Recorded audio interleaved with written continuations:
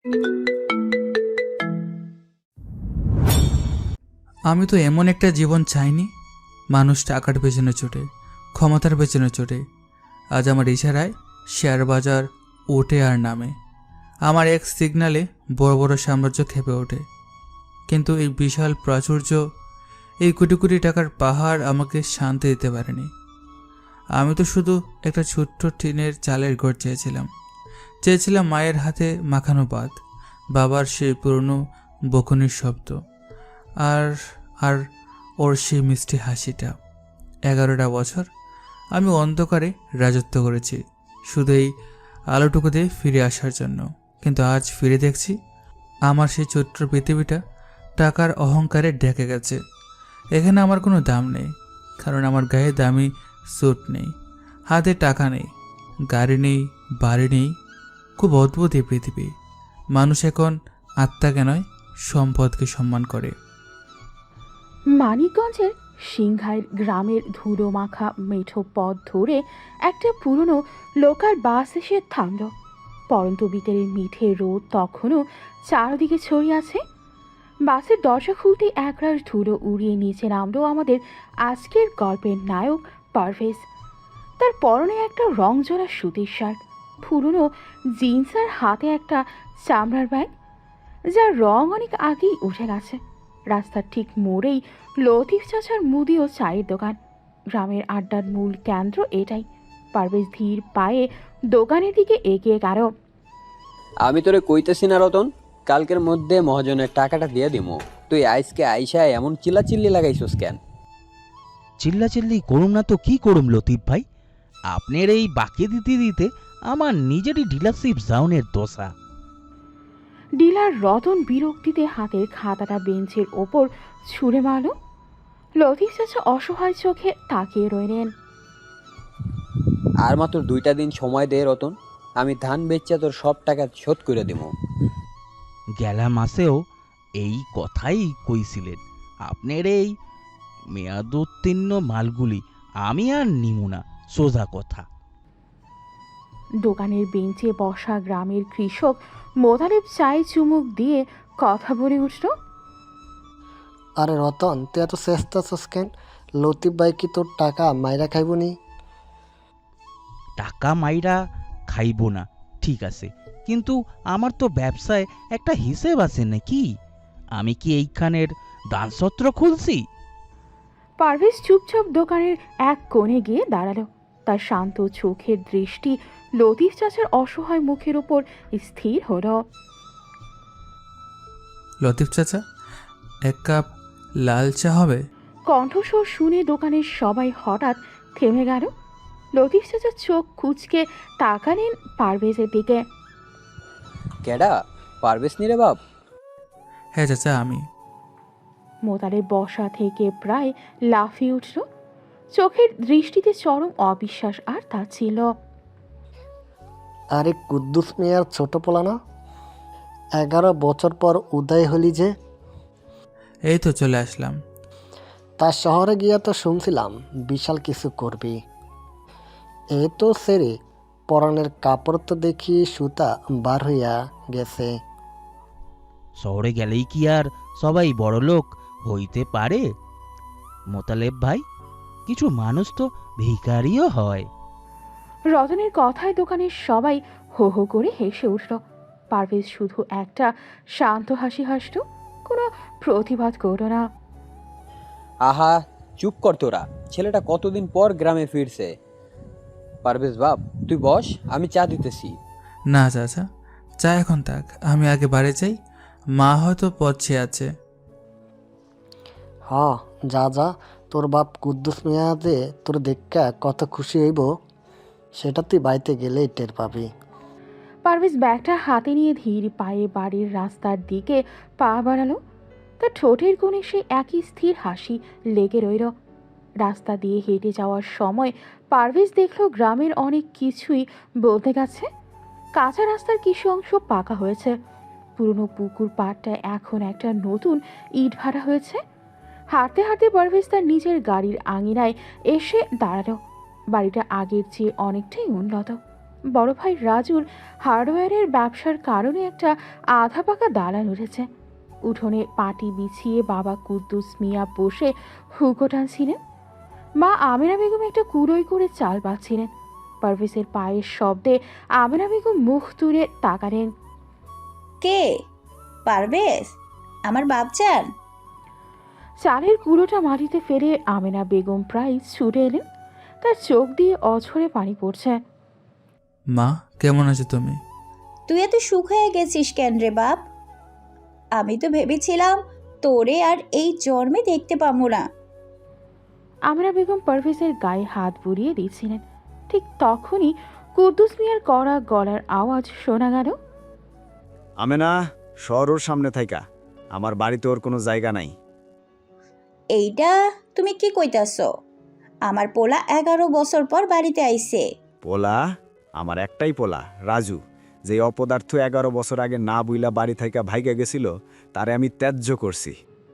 পারভেজ শান্ত পায়ে বাবার সামনে গিয়ে দাঁড়ালো। বাবা, আমি তো ফিরে এসেছি, আমাকে কি একটু থাকতে দেওয়া যায় না? থাকবি? এই ভিখারির বেশে আমার সম্মান ডুবাইতে আইসোস? মানুষ তোরে দেখে হাসতাছে, আমার আয়সা কইতাছে কুদ্দুস মিয়ার পোলা নাকি রাস্তায় রাস্তায় ঘুরে। ঠিক তখনই দালান ঘর থেকে বেরিয়ে এলো পারভেজের বড় ভাই রাজু। তার চোখে মুখে চরম বিরক্তি। কি ব্যাপার বাবা, এত চিল্লাচিল্লি কিসের? দেখ, তোর ভাই আইছে, নবাবজাদা এখন আমাদের ঘাড়ে বৈশা খাইতে আইছে। ও পারভেজ, তা এত বছর পর হঠাৎ আমাদের কথা মনে পড়লো যে? নাকি শহরের রাস্তায় ভিক্ষে জুটছিল না বলে এখানে এসেছিস? রাজু, ও তোর ছোট ভাই, তুই অমন কইরা কথা কইতাছস কেন? মা, তুমি চুপ করো। আমি দিনরাত খেটে এই বাড়ি বানিয়েছি, ব্যবসা দাঁড় করিয়েছি। নিজের তো চলার মরদ নেই, এখন আমার কামাইয়ে ভাগ বসাতে এসেছে। আমি কারো বাগের কিছু নিতে আসিনি ভাই, আমি শুধু নিজের বাড়িতে একটু জায়গা চেয়েছিলাম। তোর কোনো বাড়ি নেই এখানে, এই বাড়ি আমার টাকায় তৈরি। বারান্দার একটা পিলারের আড়ালে দাঁড়িয়ে পারভেজের ছোট বোন নীলা কাঁদছিল। পারভেজ সেদিকে তাকিয়ে একটু হাসল। নীলা, তুই এত বড় হয়ে গেছিস? ভাইয়া, তুই কোথায় ছিলি এতদিন? নীলা, তুই ওইদিকে যাবি না, ঘরে যা তুই। নীলা ভয়ে ভয়ে ঘরে ঢুকে গেল। পারভেজ একটা দীর্ঘশ্বাস ফেলে নিজের পুরনো ভাঙা টিনের ঘরটার দিকে হাঁটা দিল, যেটা এখনো উঠোনের এক কোণে পড়ে আছে। যেইখানে ইচ্ছা গিয়া থাক, কিন্তু আমার সংসারে তোর একবেলা ভাতও জুটব না, মনে রাখিস। চিন্তা করো না বাবা, আমি তোমাদের কোনো বোঝা হব না। সময় গড়িয়ে সন্ধ্যা নামল। গ্রামের আকাশটা একটু একটু করে অন্ধকারে ঢেকে যাচ্ছে। ঝং ধরা একটা চেয়ারে বসে পারভেজ আকাশের দিকে তাকিয়েছিল। ঠিক তখনই বাড়ির গেট ঠেলে ভেতরে ঢুকলো গল্পের নায়িকা হৃদা। পরনের দামি থ্রি পিস, হাতে আধুনিক ঘড়ি আর পারফিউমের কড়া গন্ধ। সে নীলাকে পরার নোটস দিতে এসেছে। কাকিমা, নীলা কোথায়? ওকে এই নোটসগুলো দিয়ে দিতাম। ও তো ঘরে আছে মা, তুই একটু ভিতরে যা। হৃদা ঘরের দিকে এগোতে গিয়ে হঠাৎ থমকে দাঁড়ালো। অন্ধকারে আবছা আলোয় সে দেখতে পেল টিনের ঘরের বারান্দায় কেউ একজন বসে আছে। কে ওখানে? আমি পারভেজ। নামটা শোনার সাথে সাথে হৃদার পুরো শরীর যেন বিদ্যুৎপৃষ্ট হলো। 11 বছর আগে এই মানুষটাই ছিল তার পুরো পৃথিবী, কিন্তু সেই অনুভূতি এখন তিক্ততায় রূপ নিয়েছে। পারভেজ, তুই? ভালো আছিস হৃদা? হৃদা পারভেজের দিকে কয়েক পা এগিয়ে এলো। পারভেজের জীর্ণ পোশাক আর এলোমেলো চুল দেখে হৃদার ঠোঁটের কোণে একটা তাচ্ছিল্যের হাসি ফুটে উঠল। ভালো থাকার মানে তুই কি বুঝবি? হ্যাঁ, তুই তো দেখি পুরোই ভিখারি হয়ে গেছিস। মানুষের বাইরের রূপ দেখে কি সব বিচার করা যায় হৃদা? ফিলোসফি ছাড়বি না পারভেজ। 11 বছর আগে আমাকে একা ফেলে কাপুরুষের মতো পালিয়েছিলি। ভেবেছিলাম হয়তো জীবনে বড় কিছু করে ফিরে আসবি, কিন্তু তুই তো আস্ত একটা লুজার। আমি পালিয়ে যাইনি হৃদা, আমার কিছু বাধ্যবাধকতা ছিল। চুপ কর তুই, তোর কোনো কথা আমি শুনতে চাই না। তোর মতো অপদার্থের সাথে কথা বলাটাও আমার জন্য অপমানের। এতটা ঘৃণা করেছে আমাকে? ঘৃণা? হাহ, তুই তুই তো ঘৃণারও যোগ্য না। আমার ভাগ্য ভালো যে তুই সেদিন চলে গিয়েছিলি, নইলে তোর মতো একটা রাস্তার ফকিরের সাথে আমার জীবনটা নষ্ট হতো। তুই কি এখন সুখে আছিস? অনেক সুখে আছি। আমার জীবনে এখন এমন একজন আছে যার পায়ের নোকের তুই যোগ্যও না। তার টাকা আছে, স্ট্যাটাস আছে, আর তোর তোর কি আছে? একটা ছেঁড়া শার্ট আর ওই সস্তা চামড়ার ব্যাগ। সব চকচকে জিনিস কি শোনা হয় হৃদা? তোর মতো ব্যর্থ মানুষের মুখে এসব নীতিকথা মানায় না। নিজের তো দুবেলা খাবার মরদ নেই, আবার আসছিস বড় বড় কথা বলতে। আমি শুধু তোকে একবার দেখতে চেয়েছিলাম। দেখা হয়ে গেছে, এবার নিজের রাস্তা মাপ। আর কখনো আমার সামনে আসার চেষ্টা করবি না। তুই আমার কাছে একটা মৃত মানুষ। হৃদা রাগে ফুঁসতে ফুঁসতে নোটসগুলো বারান্দায় ছুঁড়ে ফেলে দিয়ে গটগট করে বাড়ি থেকে বেরিয়ে গেল। পারভেজ অন্ধকারে দাঁড়িয়ে রইল। হৃদার চলে যাওয়ার পথের দিকে তাকিয়ে তার ঠোঁটে একটা শান্ত রহস্যময় হাসি ফুটে উঠল। তার চোখে কোনো কষ্ট নেই, বরং এক মহাসমুদ্রের গভীরতা, যেখানে লুকিয়ে আছে অনেক না বলা গল্প। রাতের অন্ধকার ধীরে ধীরে ফিকে হয়ে সিংহাইর গ্রামের আকাশে ভোরের আলো ফুটতে শুরু করেছে। ফজরের আজানের সুমধুর ধ্বনিতে গ্রামের মানুষ জেগে উঠছে।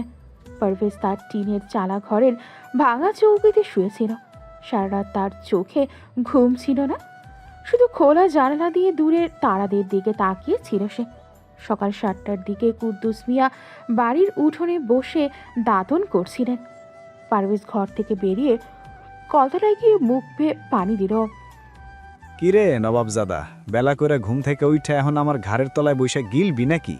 আমি তো কিছু চাইনি বাবা। চাইবি কেমনে? চাওয়ার তো একটা মুখ লাগে। খাইতে তো ঠিকই আসলি দুপুরে। কুদ্দুস মিয়া লুঙ্গির গোছ থেকে মোস্টানো কিছু টাকা নোট বের করে উঠোনের মাটিতে ছুঁড়ে মারেন। নে, এই টাকাগুলা ল, হাটে গিয়া বাজার করে নিয়ে আয়। আর শোন, পাইকারি দরে কিনবি। ওইখানে গিয়ে আবার নিজের নবাবই দেখাইস না। কি কি আনতে হবে? আলু, পটল আর কাশেমের দোকান থেকে আধা কেজি পাঙ্গাস মাছ নিয়ে আসবি। টাকা কিন্তু হিসাব করে আনবি। 1 টাকা এদিক ওদিক হইলে বাইর করে দিমু। বড় ভাই রাজু ঠিক সে সময় চায়ের কাপ হাতে বারান্দায় এসে দাঁড়ালো। বাবা, তুমি অপদার্থের হাতে টাকা দিচ্ছ? ও তো বাজারের অর্ধেক টাকা মেরেই দিবে। আমি কখনো চুরি করিনি ভাই। চুরি করিসনি বলেই তো আজ এই ভিখারির দশা তোর। যা বাজারটা করে আন, অন্তত এইটুকু তো কর। পারভেজ মাটি থেকে টাকাগুলো কুড়িয়ে নিল। একটা পুরনো চটের ব্যাগ হাতে নিয়ে সে ধীর পায়ে বাজারের দিকে রওনা হলো। সিংহাইর গ্রামের সাপ্তাহিক হাট আজ। চারদিকে মানুষের কোলাহল, হাঁস মুরগির ডাক আর বিক্রেতাদের হাঁক ডাকে পুরো জায়গাটা সরগরম। পারভেজ সবজির বাজার ঘুরে মাছের বাজারের দিকে গেল। কাশেম জেলের দোকানে গিয়ে সে দাঁড়ালো। কাশেম ভাই, আধা কেজি পাঙ্গাস মাছ দেবেন? মাছ তো দিমু, কিন্তু টাকা আসেনি পকেটে। তোর যা বেশভূষা দেখে তো মনে হয় না আধা কেজি মাছ কেনার মরদ আছে। টাকা আছে কাশেম ভাই, আপনি মাছটা দিন। আধা কেজি মাছের দাম পড়বে 90 টাকা। আগে টাকা দে, তারপর মাছ মাপমো। আগে তুইও তো এমন ফকিন্নির পুত আসিলি না। কুদ্দুস মিয়ার পোলা বইলে একটু ইজ্জত করতাম। এখন তো তুই নিজেই নিজের ইজ্জত বেচে খাচ্ছস। পারভেজ আর কথা বাড়ালো না। পকেট থেকে 90 টাকা বের করে কাশিমের সামনে রাখলো। কাশিম অবজ্ঞার দৃষ্টিতে টাকাটা নিয়ে একটা ছোট মাছের টুকরো ব্যাগে ভরে দিল। বাজার শেষ করে পারভেজ হাট থেকে বের হওয়ার পথেই লতিফ চাচার মুদি দোকানের সামনে থমকে দাঁড়ালো। সেখানে গতকালের সেই ডিলার রতন আবার এসেছে। লতিফ চাচার সাথে তার বেশ জোরেই কথা কাটাকাটি চলছে। আমি এত কথা শুনতে চাই না লতিফ ভাই। এই সাবান আর বিস্কুটের কার্টুন আপনারে রাখতেই হইব। আরে ভাই, তুই বুঝতেছিস না কেন? এই বিস্কুটের ডেট আছে আর মাত্র 15 দিন। গ্রামের মানুষে এগুলা কিনবো না, আমার লস হয়ে যাইব। লস লাভ আপনি বুঝবেন। আমার কোম্পানির মাল আমি দিয়া যামু। আপনি না নিলে আমি আপনারে তো আর কোনো মাল দিবই না। অন্য ডিলারও খুঁজা নিয়েন। লতিফ চাচা মাথায় হাত দিয়ে বেঞ্চে বসে পড়েন। পারভেজ শান্ত পায়ে এগিয়ে গিয়ে মালগুলোর দিকে তাকালো। লতিফ চাচা, আপনি এত চিন্তিত হচ্ছেন কেন? আরে বাপ, তুই বুঝবি না, এই মালগুলা আমার গলার কাটা হইয়া দাঁড়াইছে। মহাজনের ঋণ দেবো না, এই পচা মাল বেচমু। রতন ভাই, এই বিস্কুটের কার্টুনটার আসল দাম কত? তোরা যাই না কি কাম, তুই কি কিনবি নাকি? আমি কিনবো না, তবে একটা হিসাব বলতে পারি। কি হিসাব দিবি তুই? আইসে আমার বড় ব্যবসায়ী। এই বিস্কুটের মেয়াদ 15 দিন আছে। আপনি যদি লতিফ চাচাকে এটা রেগুলার দামে দেন, উনি বেচতে পারবেন না, আপনার টাকাও আটকে যাবে। তো আমি কি করবো? মাল তো বেচনো লাগবো। আপনি এই কার্টুনটা লতিফ চাচাকে অর্ধেক দামে দিন, আর লতিফ চাচা আপনি 1 কেজি চিনির সাথে এই বিস্কুটটা ফ্রি হিসাবে বা একদম কম দামে প্যাকেজ করে বিক্রি করে দিন। প্যাকেজ? হেইডা আবার কি? মানুষ যখন দেখবে চিনির সাথে বিস্কুট অনেক সস্তায় পাচ্ছে, তারা মেয়াদ শেষ হওয়ার আগেই কিনে খাবে। রতন ভাইয়েরও কিছু টাকা উঠে আসবে, আর আপনারও কাস্টমার বাড়বে, কোনো মালই নষ্ট হবে না। পারভেজের এই সাধারণ কিন্তু তীক্ষ্ণ ব্যবসায়িক সমাধান শুনে রতন আর লতিফ চাচা দুজনেই অবাক হয়ে একে অপরের দিকে তাকালো। কথা তো খারাপ কইস নাই রে পারভেজ, তুই এই বুদ্ধি কই পাইলি? পেটের দায়ে অনেক কিছুই শিখতে হয় রতন ভাই। বারে বাপ, তুই তো আমার চোখ খুলে দিলি রে। রতন, মালগুলা নামা। পারভেজ যেমনভাবে কইলো আমি অমনভাবেই বেচমু। পারভেজ মুচকি হেসে নিজের চটের ব্যাগটা হাতে নিয়ে বাড়ির দিকে হাঁটা শুরু করল। গ্রামের পাশ দিয়ে বয়ে গেছে ধলেশ্বরী নদী। নদীর পাশ ঘেঁষেই মেঠো রাস্তা। অন্যদিকে গ্রামের পাশেই নদীর ধারের এই রাস্তাটা বেশ নির্জন। বড় বড় কড়ুই গাছের ছায়ায় জায়গাটা সবসময় ঠান্ডা থাকে। একটা প্রকাণ্ড কালো রঙের দামি এসইউভি গাড়ি গাছের নিচে দাঁড় করানো। গাড়ির ইঞ্জিন চালু, ভেতরে এসি চলছে। গাড়ির ভেতরে চালকের আসনে বসে আছে শফিক। তার চোখে সানগ্লাস, পরনের দামি ব্র্যান্ডের শার্ট। পাশের সিটেই বসে আছে রিদা। এই গ্রামটা আমার একদম ভালো লাগে না রিদা, কেমন একটা আনস্মার্ট ফিল আসে। আমারও কি আর ভালো লাগে, কিন্তু কি করব বলো, পড়াশোনাটা তো শেষ করতে হবে। আরে রাখো তোমার পড়াশোনা, তোমাকে আমি যে লাইফস্টাইল দেব সেখানে পড়াশোনার কোনো দরকারই হবে না। শফিক কথা বলতে বলতে রিদার হাতের উপর নিজের হাত রাখে। তার স্পর্শে ভালোবাসার চেয়ে একটা অদ্ভুত আগ্রাসন বেশি প্রকট। কি বলছো এসব? পড়াশোনা করব না মানে? আরে বেবি, তুমি তো রাজরানী হয়ে থাকবে। আগামী মাসেই আমরা ব্যাংকক যাব, ওইখানে আমার ফ্ল্যাট আছে। তুমি শুধু শপিং করবে আর ঘুরবে। শফিক রিদাকে আরও কাছে টেনে নেয়। রিদা কিছুটা অস্বস্তি বোধ করেও শফিকের গাড়ির এসি আর দামি পারফিউমের গন্ধে সে যেন অন্ধ হয়ে যায়। সত্যি বলছো শফিক? তুমি আমাকে ছেড়ে যাবে না তো? পাগল নাকি? তোমাকে ছাড়া আমি এক মুহূর্তও ভাবতে পারি না। ঠিক সেই মুহূর্তে গাড়ির কালো কাচের ভেতর দিয়ে শফিক দেখতে পায় ধুলোমাখা রাস্তা দিয়ে বাজার হাতে হেঁটে যাচ্ছে পারভেজ। আরে ওইটা তোমাদের পাড়ার সেই পারভেজ না, যে নাকি 11 বছর পর উদয় হয়েছে? হ্যাঁ, ওই ফকিন্নির ছেলেটাই। ওর দিকে তাকানোর কোনো দরকার নেই। দাঁড়াও, একটু মজা করি। শফিক গাড়ির কাচ নামিয়ে মাথা বের করে ডাক দেয়, এই যে ভাই, পারভেজ ভাই না? একটু শুনবেন এদিকে। পারভেজ থমকে দাঁড়ায়। সে শান্ত চোখে গাড়ির দিকে তাকায়, তারপর ধীর পায়ে গাড়ির কাছে এগিয়ে আসে। আমাকে রাখছেন? হ্যাঁ, তা ভাই শুনলাম শহরে গিয়ে অনেক কিছু করে ফেলেছেন, তো এই ছেঁড়া শার্ট পরে বাজারে ঘুরছেন কেন? আমার যা আছে আমি তাতেই সন্তুষ্ট। সন্তুষ্ট হলেই তো আর পেট ভরে না ভাই। এক কাজ করেন, আমার গাড়ির চাকায় অনেক কাদা লেগেছে, ওই আপনার চটের ব্যাগটারি একটু মুছে দিন না, 500 টাকা দেব। শফিক পকেট থেকে একটা করকরে 500 টাকার নোট বের করে পারভেজের মুখের সামনে ধরে। রিদা গাড়ির ভেতর থেকে মুখ বের করে বলে, ওর দিকে টাকা বাড়িয়ে লাভ নেই শফিক। ও তো জন্মগতভাবেই অলস, ওর ছাড়া এই কাজও হবে না। টাকা দিয়ে কি মানুষের সম্মান কেনা যায় রিদা? আবার জ্ঞান দিচ্ছিস? তোর সম্মানটা কোথায় যে কিনবে? সম্মান তো তার থাকে যার ক্ষমতা আছে, টাকা আছে। শফিকের দিকে তাকিয়ে দেখ, ওর বয়সে ও কতটা সফল। সফলতার মাপকাঠি কি শুধু এই দামি গাড়িটা? অবশ্যই, পুরুষ মানুষের পরিচয় তার পকেটে। তুই তো নিজের পরিবারই বোঝা, তোকে তো তোর বাবাও দেখতে পারে না। তুই শফিকের সাথে নিজেকে মেলানোর চেষ্টা করিস না পারভেজ। আমি কারোর সাথে নিজেকে মেলাতে আসি না রিতা। যার যার জীবন তার তার কাছে। আরে বেবি, তুমি এই ভিখারির সাথে এত কথা বলছো কেন? ওর মতো লোক জীবনেও বুঝবে না স্ট্যাটাস কি জিনিস। স্ট্যাটাস এমন একটা জিনিস শফিক, যা এক রাতের মধ্যেই বদলাতে পারে, তবে মানুষের আসল রূপ কখনো বদলায় না। পারভেজের কথাগুলো খুব শান্ত ছিল, কিন্তু তার চোখের দৃষ্টি হঠাৎ করেই শফিকের চোখের উপর স্থির হলো। পারভেজের ওই এক মুহূর্তের চাহনিতে এমন এক অদ্ভুত শীতলতা ছিল, যা দেখে শফিকের বুকের ভেতরটা হঠাৎ করেই কেঁপে উঠল। মনে হলো যেন কোনো ক্ষুধার্ত নেকড়ে তার দিকে তাকিয়ে আছে। কি কি দেখছেন ওইভাবে? কিছু না, সাবধানে গাড়ি চালাবেন। পারভেজ মাথা নিচু করে নিজের চটের ব্যাগটা নিয়ে সেখান থেকে ধীর পায়ে চলে গেল। হৃদা তাচ্ছিল্যের হাসি হাসল। দেখলে তো কেমন ল্যাস গুটিয়ে পালালো। পারভেজ কিছুটা দূরে যেতেই শফিকের ফোনটা বেজে উঠল। স্ক্রিনে একটা আননোন নাম্বার। শফিক হৃদার দিকে তাকিয়ে একটু অস্বস্তিতে পড়ল। বেবি, তুমি 1 মিনিট বসো, আমি একটা ইম্পর্টেন্ট ক্লায়েন্টের সাথে কথা বলে আসছি। ঠিক আছে, যাও। গাড়িটা হৃদাদের বাড়ির পেছনের বাগানের কাছাকাছি এসে দাঁড়িয়েছিল। শফিক গাড়ি থেকে নেমে একটু দূরে বাঁশবাগানের আড়ালে চলে গেল। হ্যালো, হ্যাঁ ভাই বলেন। মাল রেডি হয়েছে? বর্ডারে পার্টি কিন্তু তাগাদা দিতাছে। আরে ভাই, সব রেডি, একদম কাঁচা মাল। এই মাসের শেষেই চালান পার করে দেব। পার্টি কিন্তু একদম ফ্রেশ মাল চাইছে, কোনো ঝামেলা যেন না হয়। ঝামেলা হবে কেন? মেয়ে একদম আমার হাতের মুঠোয়।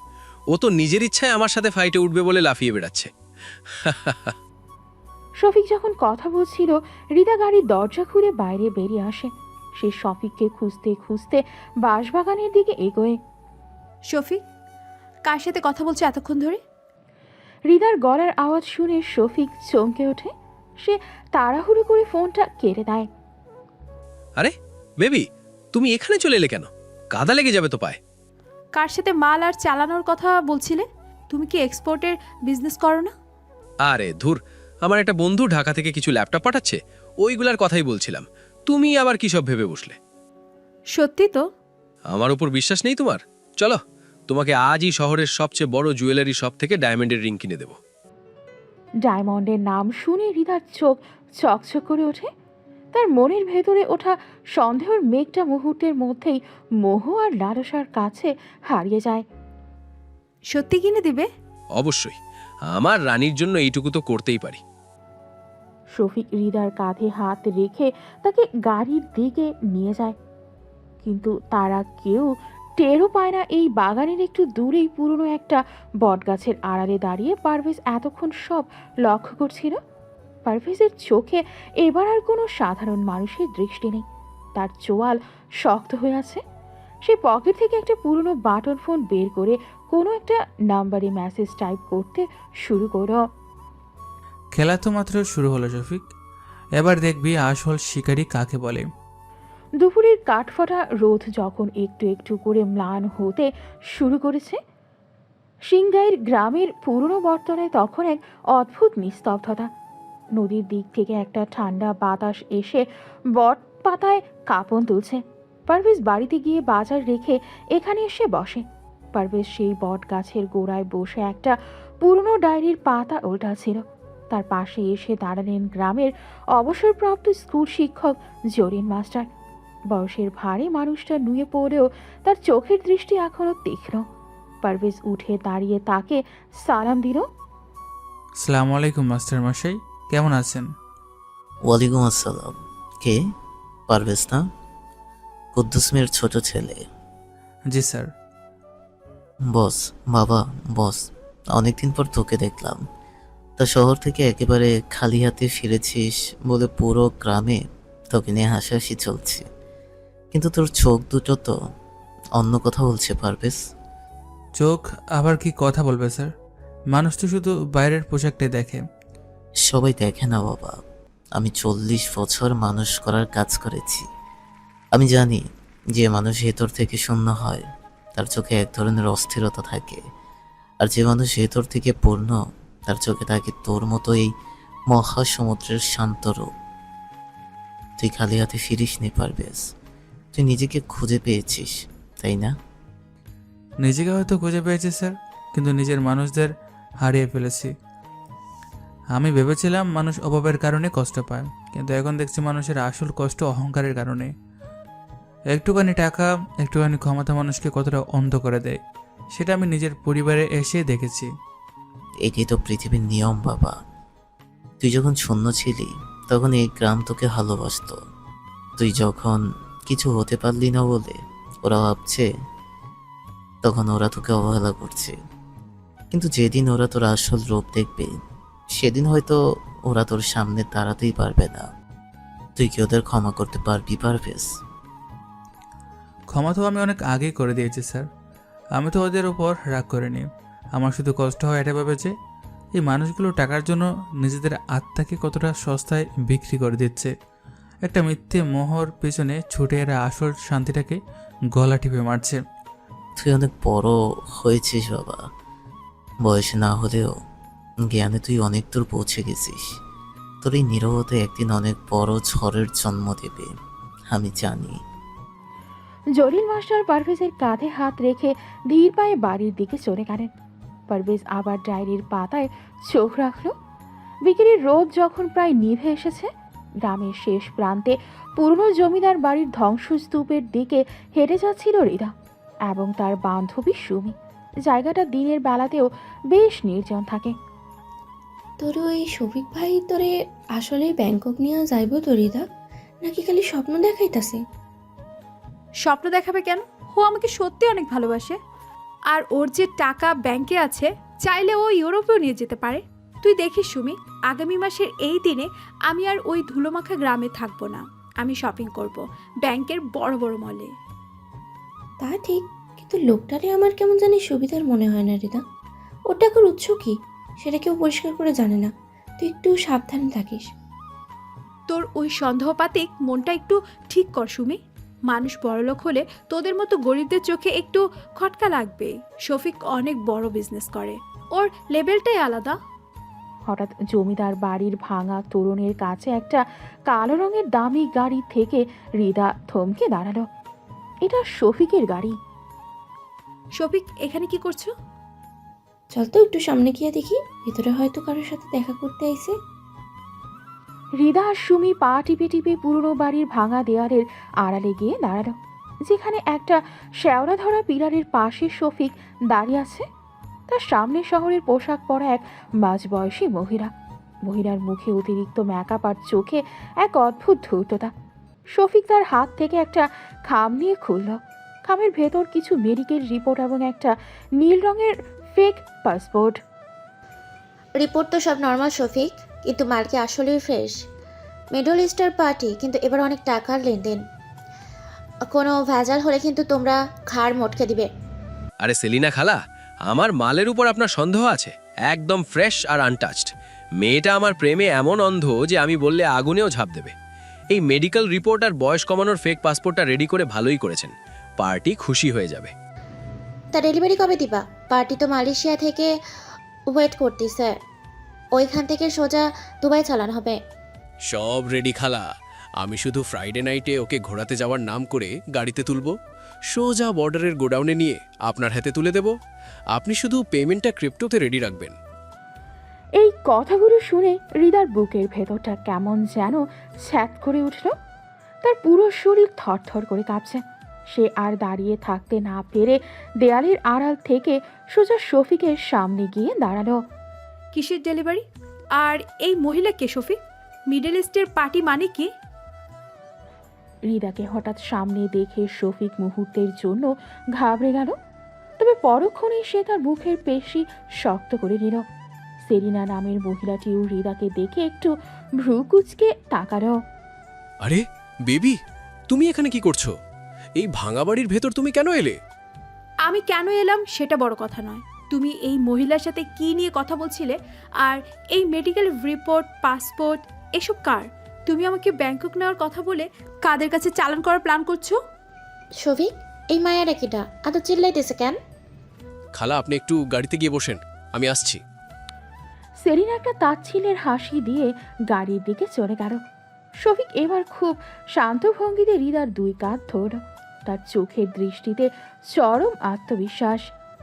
তুমি তো সবসময় উল্টোপাল্টা বোঝো হৃদা, আর না বুঝেই চিল্লাচিল্লি শুরু করো। আমি নিজের কানে শুনেছি শফিক, তুমি আমাকে বিক্রি করার কথা বলছিলে। বিক্রি? মাথা খারাপ হয়েছে তোমার? উনি কোনো সাধারণ মহিলা নন হৃদা, উনি ঢাকা থেকে এসছেন, একটা বড় ইন্টারন্যাশনাল এনজিও ডিরেক্টর। এনজিওর ডিরেক্টর? তো এখানে লুকিয়ে কি করছে? লুকিয়ে না বেবি, আমি তোমার জন্য একটা সারপ্রাইজ প্ল্যান করছিলাম।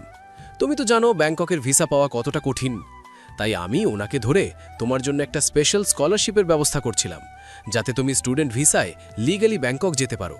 ওই মেডিকেল রিপোর্ট আর পাসপোর্টটা তোমারই ছিল, আমি শুধু তোমার বয়সটা একটু কমিয়ে দেখাচ্ছিলাম যাতে স্কলারশিপটা সহজে পাও।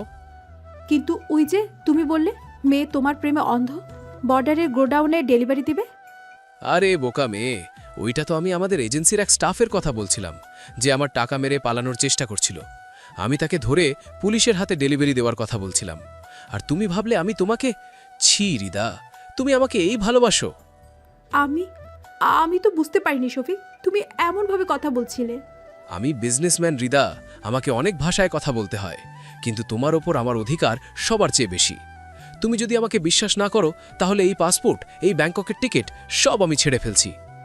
না না শফিক, প্লিজ আমাকে ক্ষমা করে দাও, আমি আসলে ভয় পেয়ে গিয়েছিলাম। ভয় পেও না বেবি, আমি আছি তো। আগামী শুক্রবার তুমি একদম রেডি থেকো, আমরা নতুন জীবন শুরু করব। শফিকের গলার স্বর এত নরম আর বিশ্বাসযোগ্য ছিল যে হৃদার মনের সব সন্দেহ মুহূর্তের মধ্যেই ধামাচাপা পড়ে গেল। অন্ধ মোহ তাকে আবার গ্রাস করল। সুমি একটু দূর থেকে শফিকের চোখের দিকে তাকিয়ে বুঝতে পারছিল লোকটা আগাগোড়া মিথ্যে বলছে, কিন্তু হৃদাকে বোঝানোর ক্ষমতা তার নেই। সন্ধ্যা পেরিয়ে রাত নেমেছে পারভেজদের বাড়িতে। হারিকেনের আলোয় রান্নাঘরের বারান্দায় খেতে বসেছে সবাই। পারভেজের প্লেটে শুধু একটু ডাল আর ভাত, বড় ভাই রাজুর প্লেটে বড় এক টুকরো মাছ। মা, এই অপদার্থটাকে তুমি রোজ রোজ আমার টাকায় কেন খাওয়াচ্ছ? ও কি নবাবের পুত যে দিন রাত শুয়ে বসে গিলবে? রাজু, ও তো সারাদিন বাহিরেই ছিল, একটুখানি ভাত খাচ্ছে, তা নিয়ে এমন করিস না বাবা। খাইতেছে তো আমার টাকায়, ওর তো কোনো লজ্জা শরম নাই, থাকলে কবে গলায় দড়ি দিয়া মরতো। আমি কাল থেকে আপনাদের আর কোনো বোঝা হবে না বাবা, আমি নিজের ব্যবস্থা করে নেব। কি ব্যবস্থা করবে তুই? মাটি কাটবি নাকি বাজারে গিয়ে লোকের বোঝা টানবি? তুই তো একটা জ্যান্ত লাশ পারভেজ, তোর বেঁচে থাকার কোনো অধিকার নেই। রাজু রাগের মাথায় পারভেজের ভাতের প্লেটটা একটা লাথি মারে। প্লেটটা উল্টে গিয়ে সব ভাত উঠোনের মাটিতে পড়ে যায়। আমেনা বেগম ডুকরে কেঁদে ওঠেন। খাবার তো আল্লাহ দেন ভাই, তুমি শুধু মাধ্যম হয়ে আল্লাহর দেওয়া রেচেকে লাথি মারাটা ঠিক হলো? তুই আমাকে জ্ঞান দিবি? বের হ আমার বাড়ি থেকে, এক্ষুনি বের হ। আমি বের হয়ে যাব ভাই, শুধু মনে রেখো অহংকারের চোরাটা অনেক ধারালো হয়, সেখান থেকে পড়লে হাড়গোড় আস্ত থাকে না। পারভেজ মাটি থেকে পড়ে যাওয়া দুটো ভাতের দানা তুলে মুখে দিল, তারপর শান্ত পায়ে নিজের ভাঙা টিনের ঘরটার দিকে সরে গেল। তার এই চরম অপমানের মাঝেও কোনো রাগ বা জেদ ছিল না, ছিল শুধু একটা অদ্ভুত নীরবতা। রাত অনেক গভীর হয়েছে, পুরো সিংগাইয়ের গ্রাম গভীর ঘুমে আচ্ছন্ন। আকাশে কোনো চাঁদ নেই, চারদিক ঘুটঘুটে অন্ধকার। পারভেজ তার ঘরের বাইরের বারান্দায় একটা পুরনো মাদুর পেতে বসে আছে, তার দৃষ্টি আকাশের ওই অনন্ত অন্ধকারের দিকে। ঠিক তখন তার প্যান্টের পকেটে থাকা একটা সাধারণ বাটন ফোন ভাইব্রেট করতে শুরু করল। পারভেজ খুব শান্তভাবে ফোনটা রিসিভ করে কানে ধরল। স্পিক।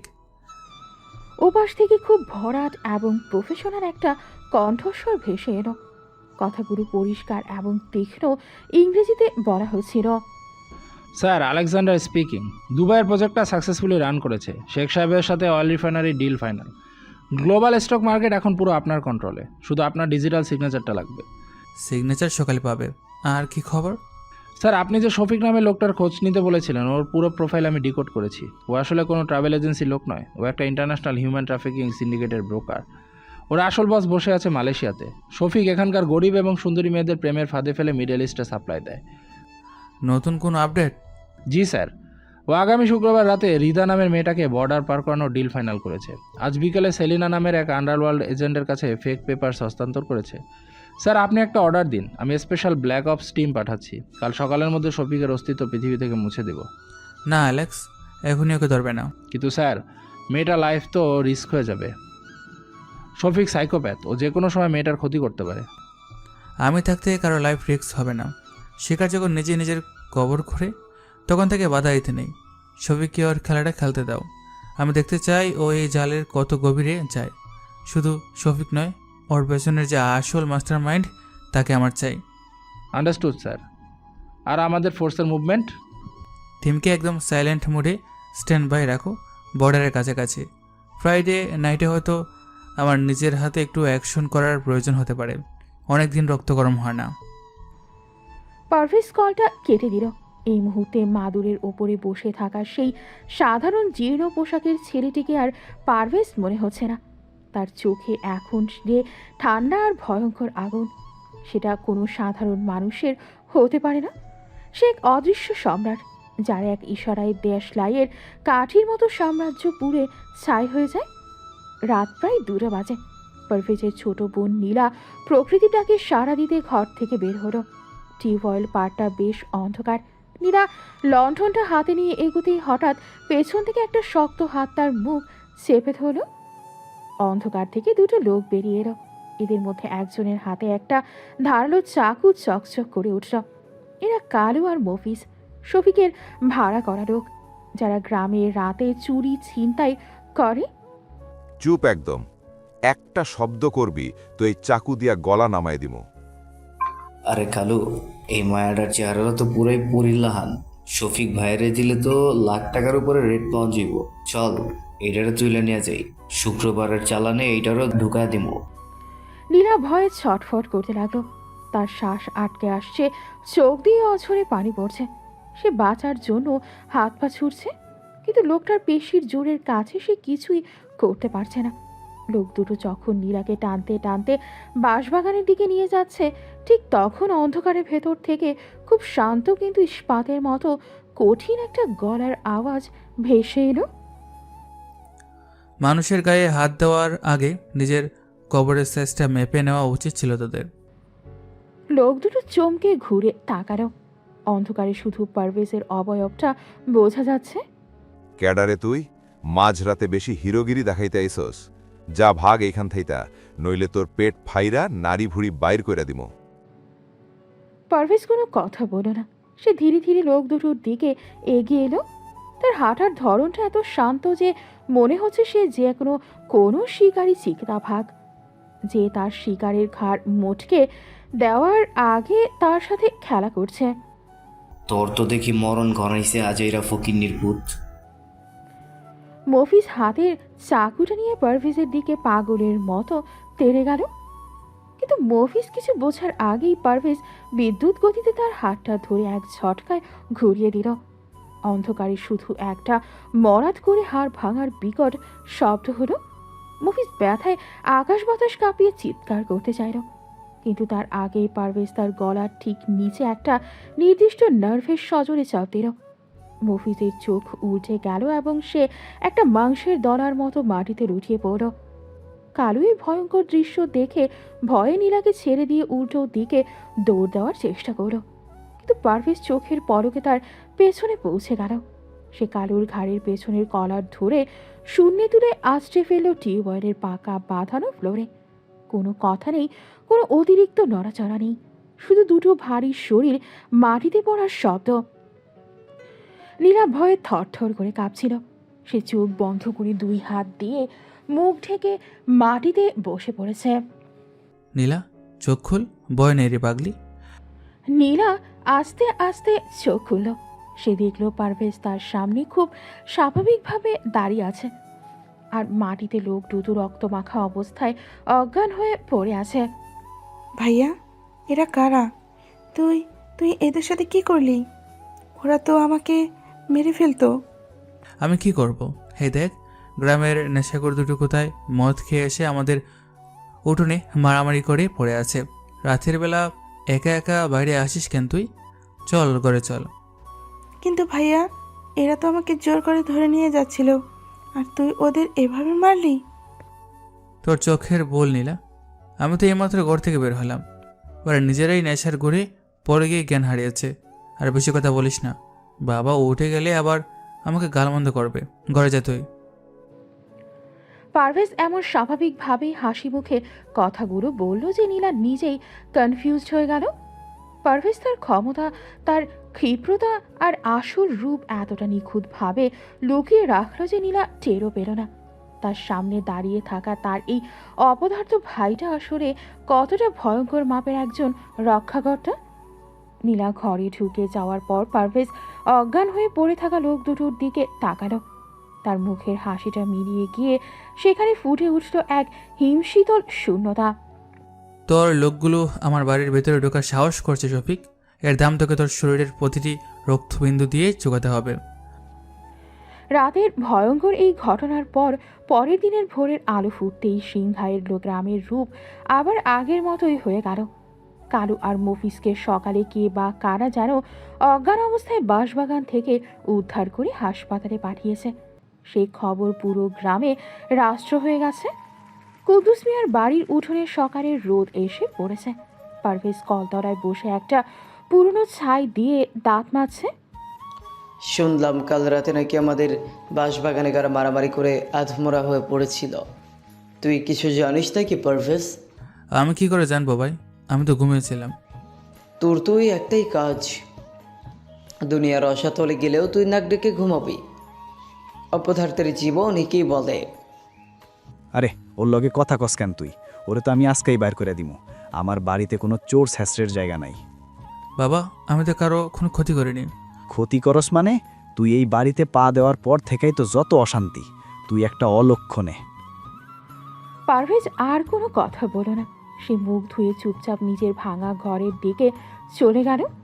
তার এই নীরবতার ভেতরে যে কত বড় একটা আগ্নেয়গিরি লুকিয়ে আছে সেটা বোঝার ক্ষমতা এই বাড়ির কারণ নেই। দুপুরের পর সময় গড়িয়ে বিকেল হলো। সিংহাইয়ের গ্রামের ধলেশ্বরী নদীর পাড়ে সম্প্রতি একটা নতুন জিনিস তৈরি হয়েছে, Dhaleshwari blue water floating resort. বড়লোকদের বিনোদনের জন্য নদীর উপর বিশাল এক ভাসমান রেস্তোরাঁ। গ্রামের সাধারণ মানুষের এখানে ঢোকার অনুমতি নেই। পুরো জায়গাটা রঙিন আলো আর দামি গাড়িতে ঘেরা। রিসোর্টের একদম ভেতরের একটা ভিআইপি কেবিনে বসে আছে শফিক আর রিদা। কাছের জানালা দিয়ে বাইরের শান্ত নদীটা দেখা যাচ্ছে। এই গ্রামের মধ্যে এই একটা জায়গায় আমার একটু সহ্য হয় রিদা, বাকি পুরো গ্রামটা তো একটা ডাস্টবিন। আমারও একদম ভালো লাগে না শফিক। এই গ্রামের মানুষগুলোর না আছে কোনো ক্লাস, না আছে কোনো স্ট্যান্ডার্ড। স্ট্যান্ডার্ড তো আমি তোমাকে শেখাবো বেবি। এই শুক্রবার রাতের ফ্লাইটে যখন তুমি ব্যাংককে ল্যান্ড করবে তখন বুঝবে লাইফ কাকে বলে। আমার মাঝে মাঝে বিশ্বাসই হতে চায় না শফিক, মনে হয় যেন স্বপ্ন দেখছি। শফিক মুচকি হেসে নিজের পকেট থেকে একটা কালো রঙের ভেলভেটের বক্স বের করল। বক্সটা টেবিলের উপর রাখতেই রিদার চোখ আটকে গেল। স্বপ্ন নয় বেবি, এটা রিয়ালিটি। বক্সটা খোলো। রিদা কাঁপা কাঁপা হাতে বক্সটা খুলল। ভেতরে একটা প্লাটিনামের রিং, যার মাঝখানে জলজল করছে একটা নিখুঁত ডায়মন্ড। শফিক এটা এটা তো অনেক দামি। আমার জীবনের সবচেয়ে দামি মানুষের জন্য এইটুকু তো কিছুই না। দাও, হাতটা দাও। শফিক রিদার আঙ্গুলে আংটিটা পরিয়ে দিল। রিদা আংটিটার দিকে তাকিয়ে এমনভাবে হাসতে লাগলো যেন সে পুরো পৃথিবীটা হাতের মুঠোয় পেয়ে গেছে। শুক্রবার রাত 8টায় আমি গাড়ি নিয়ে হাইওয়ের মোড়ে ওয়েট করব। তুমি কাউকে কিচ্ছু না বলে চুপি চুপি চলে আসবে, একদম সোজা এয়ারপোর্ট। আমি ঠিক চলে আসবো, আমাকে আর এই নরকে থাকতে হবে না। ঠিক সেই সময় রিসোর্টের বাইরে পার্কিং এরিয়ায় এক অন্যরকম দৃশ্য চলছিল। নদীর পাড়ে একজন বৃদ্ধ মাঝি তার ছোট ডিঙে নৌকাটা বাঁধতে গিয়েছিল। রিসোর্টের দুজন ইউনিফর্ম পরা গার্ড এসে বৃদ্ধ মাঝিকে ঘাট ধাক্কা দিয়ে ফেলে দিয়েছে। তোর সাহস তো কম না বইরা, বড় লোকদের রিসোর্টের সামনে তুই এই পচা নৌকা আনছস কেন? বাবা আমি তো খালি একটু পানি খাইতে নামছিলাম, আমারে মাইরো না বাবা। গার্ডটা যখন বৃদ্ধকে আরেকটা লাথি মারতে যাবে ঠিক তখন একটা শক্ত হাত মাঝপথে গার্ডের পাটা ধরে ফেলল। পারভেজ, তার পরনে সেই পুরনো সুতির শার্ট আর রং জ্বলা প্যান্ট, কিন্তু তার দাঁড়ানোর ভঙ্গিতে এমন একটা গাম্ভীর্য যা দেখে গার্ডটা চমকে উঠল। ক্ষমতার জোরটা কি সবসময় দুর্বল মানুষের উপরই দেখাতে হয় ভাই? কে রে তুই ফকিন্নির পুত? তুই এই ভিআইপি জায়গায় কি করস? জায়গাটা নদীর পার। নদী আল্লাহর সৃষ্টি, কোনো ভিআইপির কেনা সম্পত্তি নয়। পারভেজ খুব শান্তভাবে বৃদ্ধ মাঝিকে মাটি থেকে টেনে তুলল। নিজের পকেট থেকে একটা 500 টাকার নোট বের করে বৃদ্ধের হাতে গুজে দিল। চাচা, আপনি নৌকা নিয়ে ওপারে চলে যান। এই পারের মানুষগুলো এখনো মানুষ হতে পারেনি। আল্লাহ তোমার ভালো করুক বাবা। বৃদ্ধ মাঝি চলে যাওয়ার পর গার্ড দুজন পারভেজকে গালি দিতে দিতে ভেতরে চলে গেল। পারভেজ একটা দীর্ঘশ্বাস ফেলে রিসোর্টের বাইরের রাস্তায় দাঁড়িয়ে রইল। শফিক ওয়াশরুমে যাওয়ার কথা বলে কেবিন থেকে বের হয়েছে। রিদা একা বসে বোরিং ফিল করায় একটু বাইরের খোলা বাতাসে হেঁটে আসার জন্য রিসোর্টের গেটের কাছে এলো। গেট থেকে বের হতেই রিদার চোখ পড়ল পারভেজের উপর। মুহূর্তেই রিদার মুখের হাসি হাসি ভাবটা একটা তীব্র ঘৃণায় পরিণত হলো। তুই আবার এখানে কেন পারভেজ? তুই কি আমার পিছু নিয়েছিস? আমি তোর পিছু কেন নিব রিদা? আমি তো এই রাস্তা দিয়েই বাড়ি ফিরছিলাম। তোর কি কোনো আত্মসম্মান নেই? তুই জানিস এটা কেমন জায়গা? তোর মতো ভিখারিদের তো এখানকার দারোয়ানো কুকুরের মতো তাড়িয়ে দেয়। কুকুর তো তারা রিদা, যারা টাকার লোভে নিজের প্রভুকেও বিক্রি করে দেয়। আমার কাছে অন্তত একটা পরিষ্কার বিবেক আছে।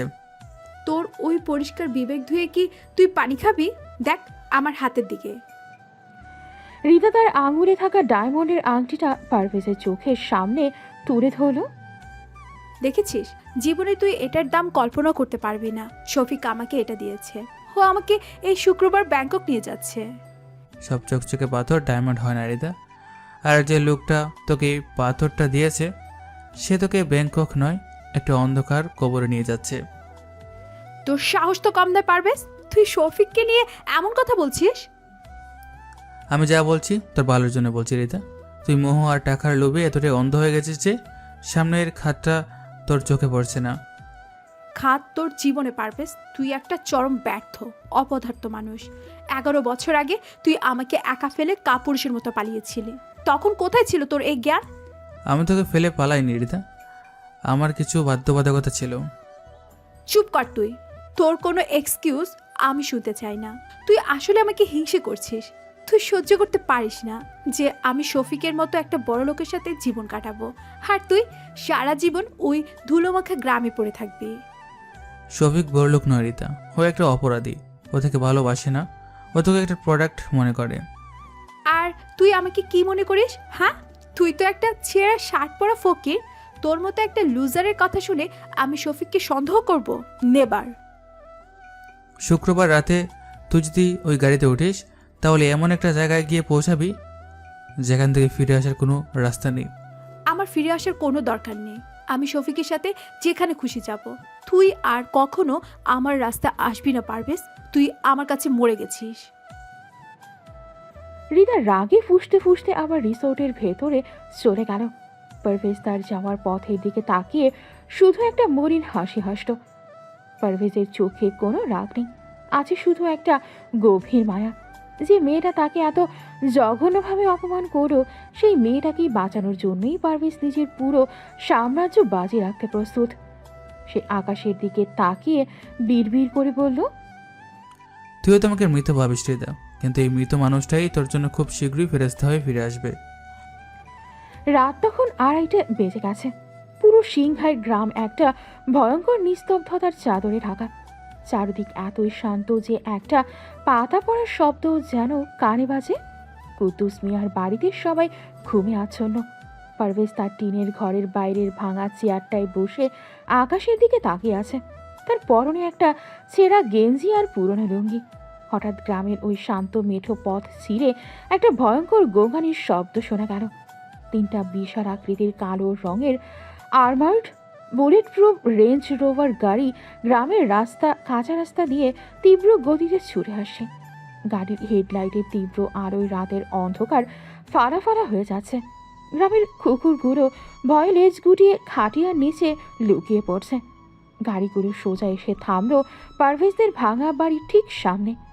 গাড়ির টায়ার আর মাটির ঘর্ষণে একটা ধুলোর ঝড় উঠল। দরজা খুলে নামলো 6 ফুট 2 ইঞ্চি লম্বা হাই প্রোফাইল ইতালিয়ান স্যুট পরা, কানে কমিউনিকেশন ইয়ারপিস লাগানো বেশ কয়েকজন বিদেশি মার্সেনারি বডিগার্ড। তাদের হাতে অত্যাধুনিক সাইলেন্সার লাগানো সাব মেশিন গান। মাঝখানের গাড়ি থেকে নামলেন বাংলাদেশ পুলিশের অ্যান্টি টেরোরিজম ইউনিটের টপ বস ডিআইজি রোকন। তার কপালে বিন্দু বিন্দু ঘাম। এত বড় মাপের পুলিশ অফিসার, এত ভয়ঙ্কর সব বিদেশি বডিগার্ড। সবাই এসে পারভেজের ওই ভাঙা ঘরের সামনে লাইন ধরে দাঁড়ালো। বডিগার্ডরা একসাথে মাথা নিচু করে পারভেজকে সম্মান জানালো। পারভেজ ভাঙা চেয়ারটা থেকে ধীর পায়ে উঠে দাঁড়ালো। এই মুহূর্তে লুঙ্গি আর ছেঁড়া গেঞ্জি পরা এই মানুষটাকে আর কুদ্দুস মিয়ার অপদার্থ ছেড়ে মনে হচ্ছে না। তার চোখের দৃষ্টি এখন একটা শিকারী ঈগলের মতো।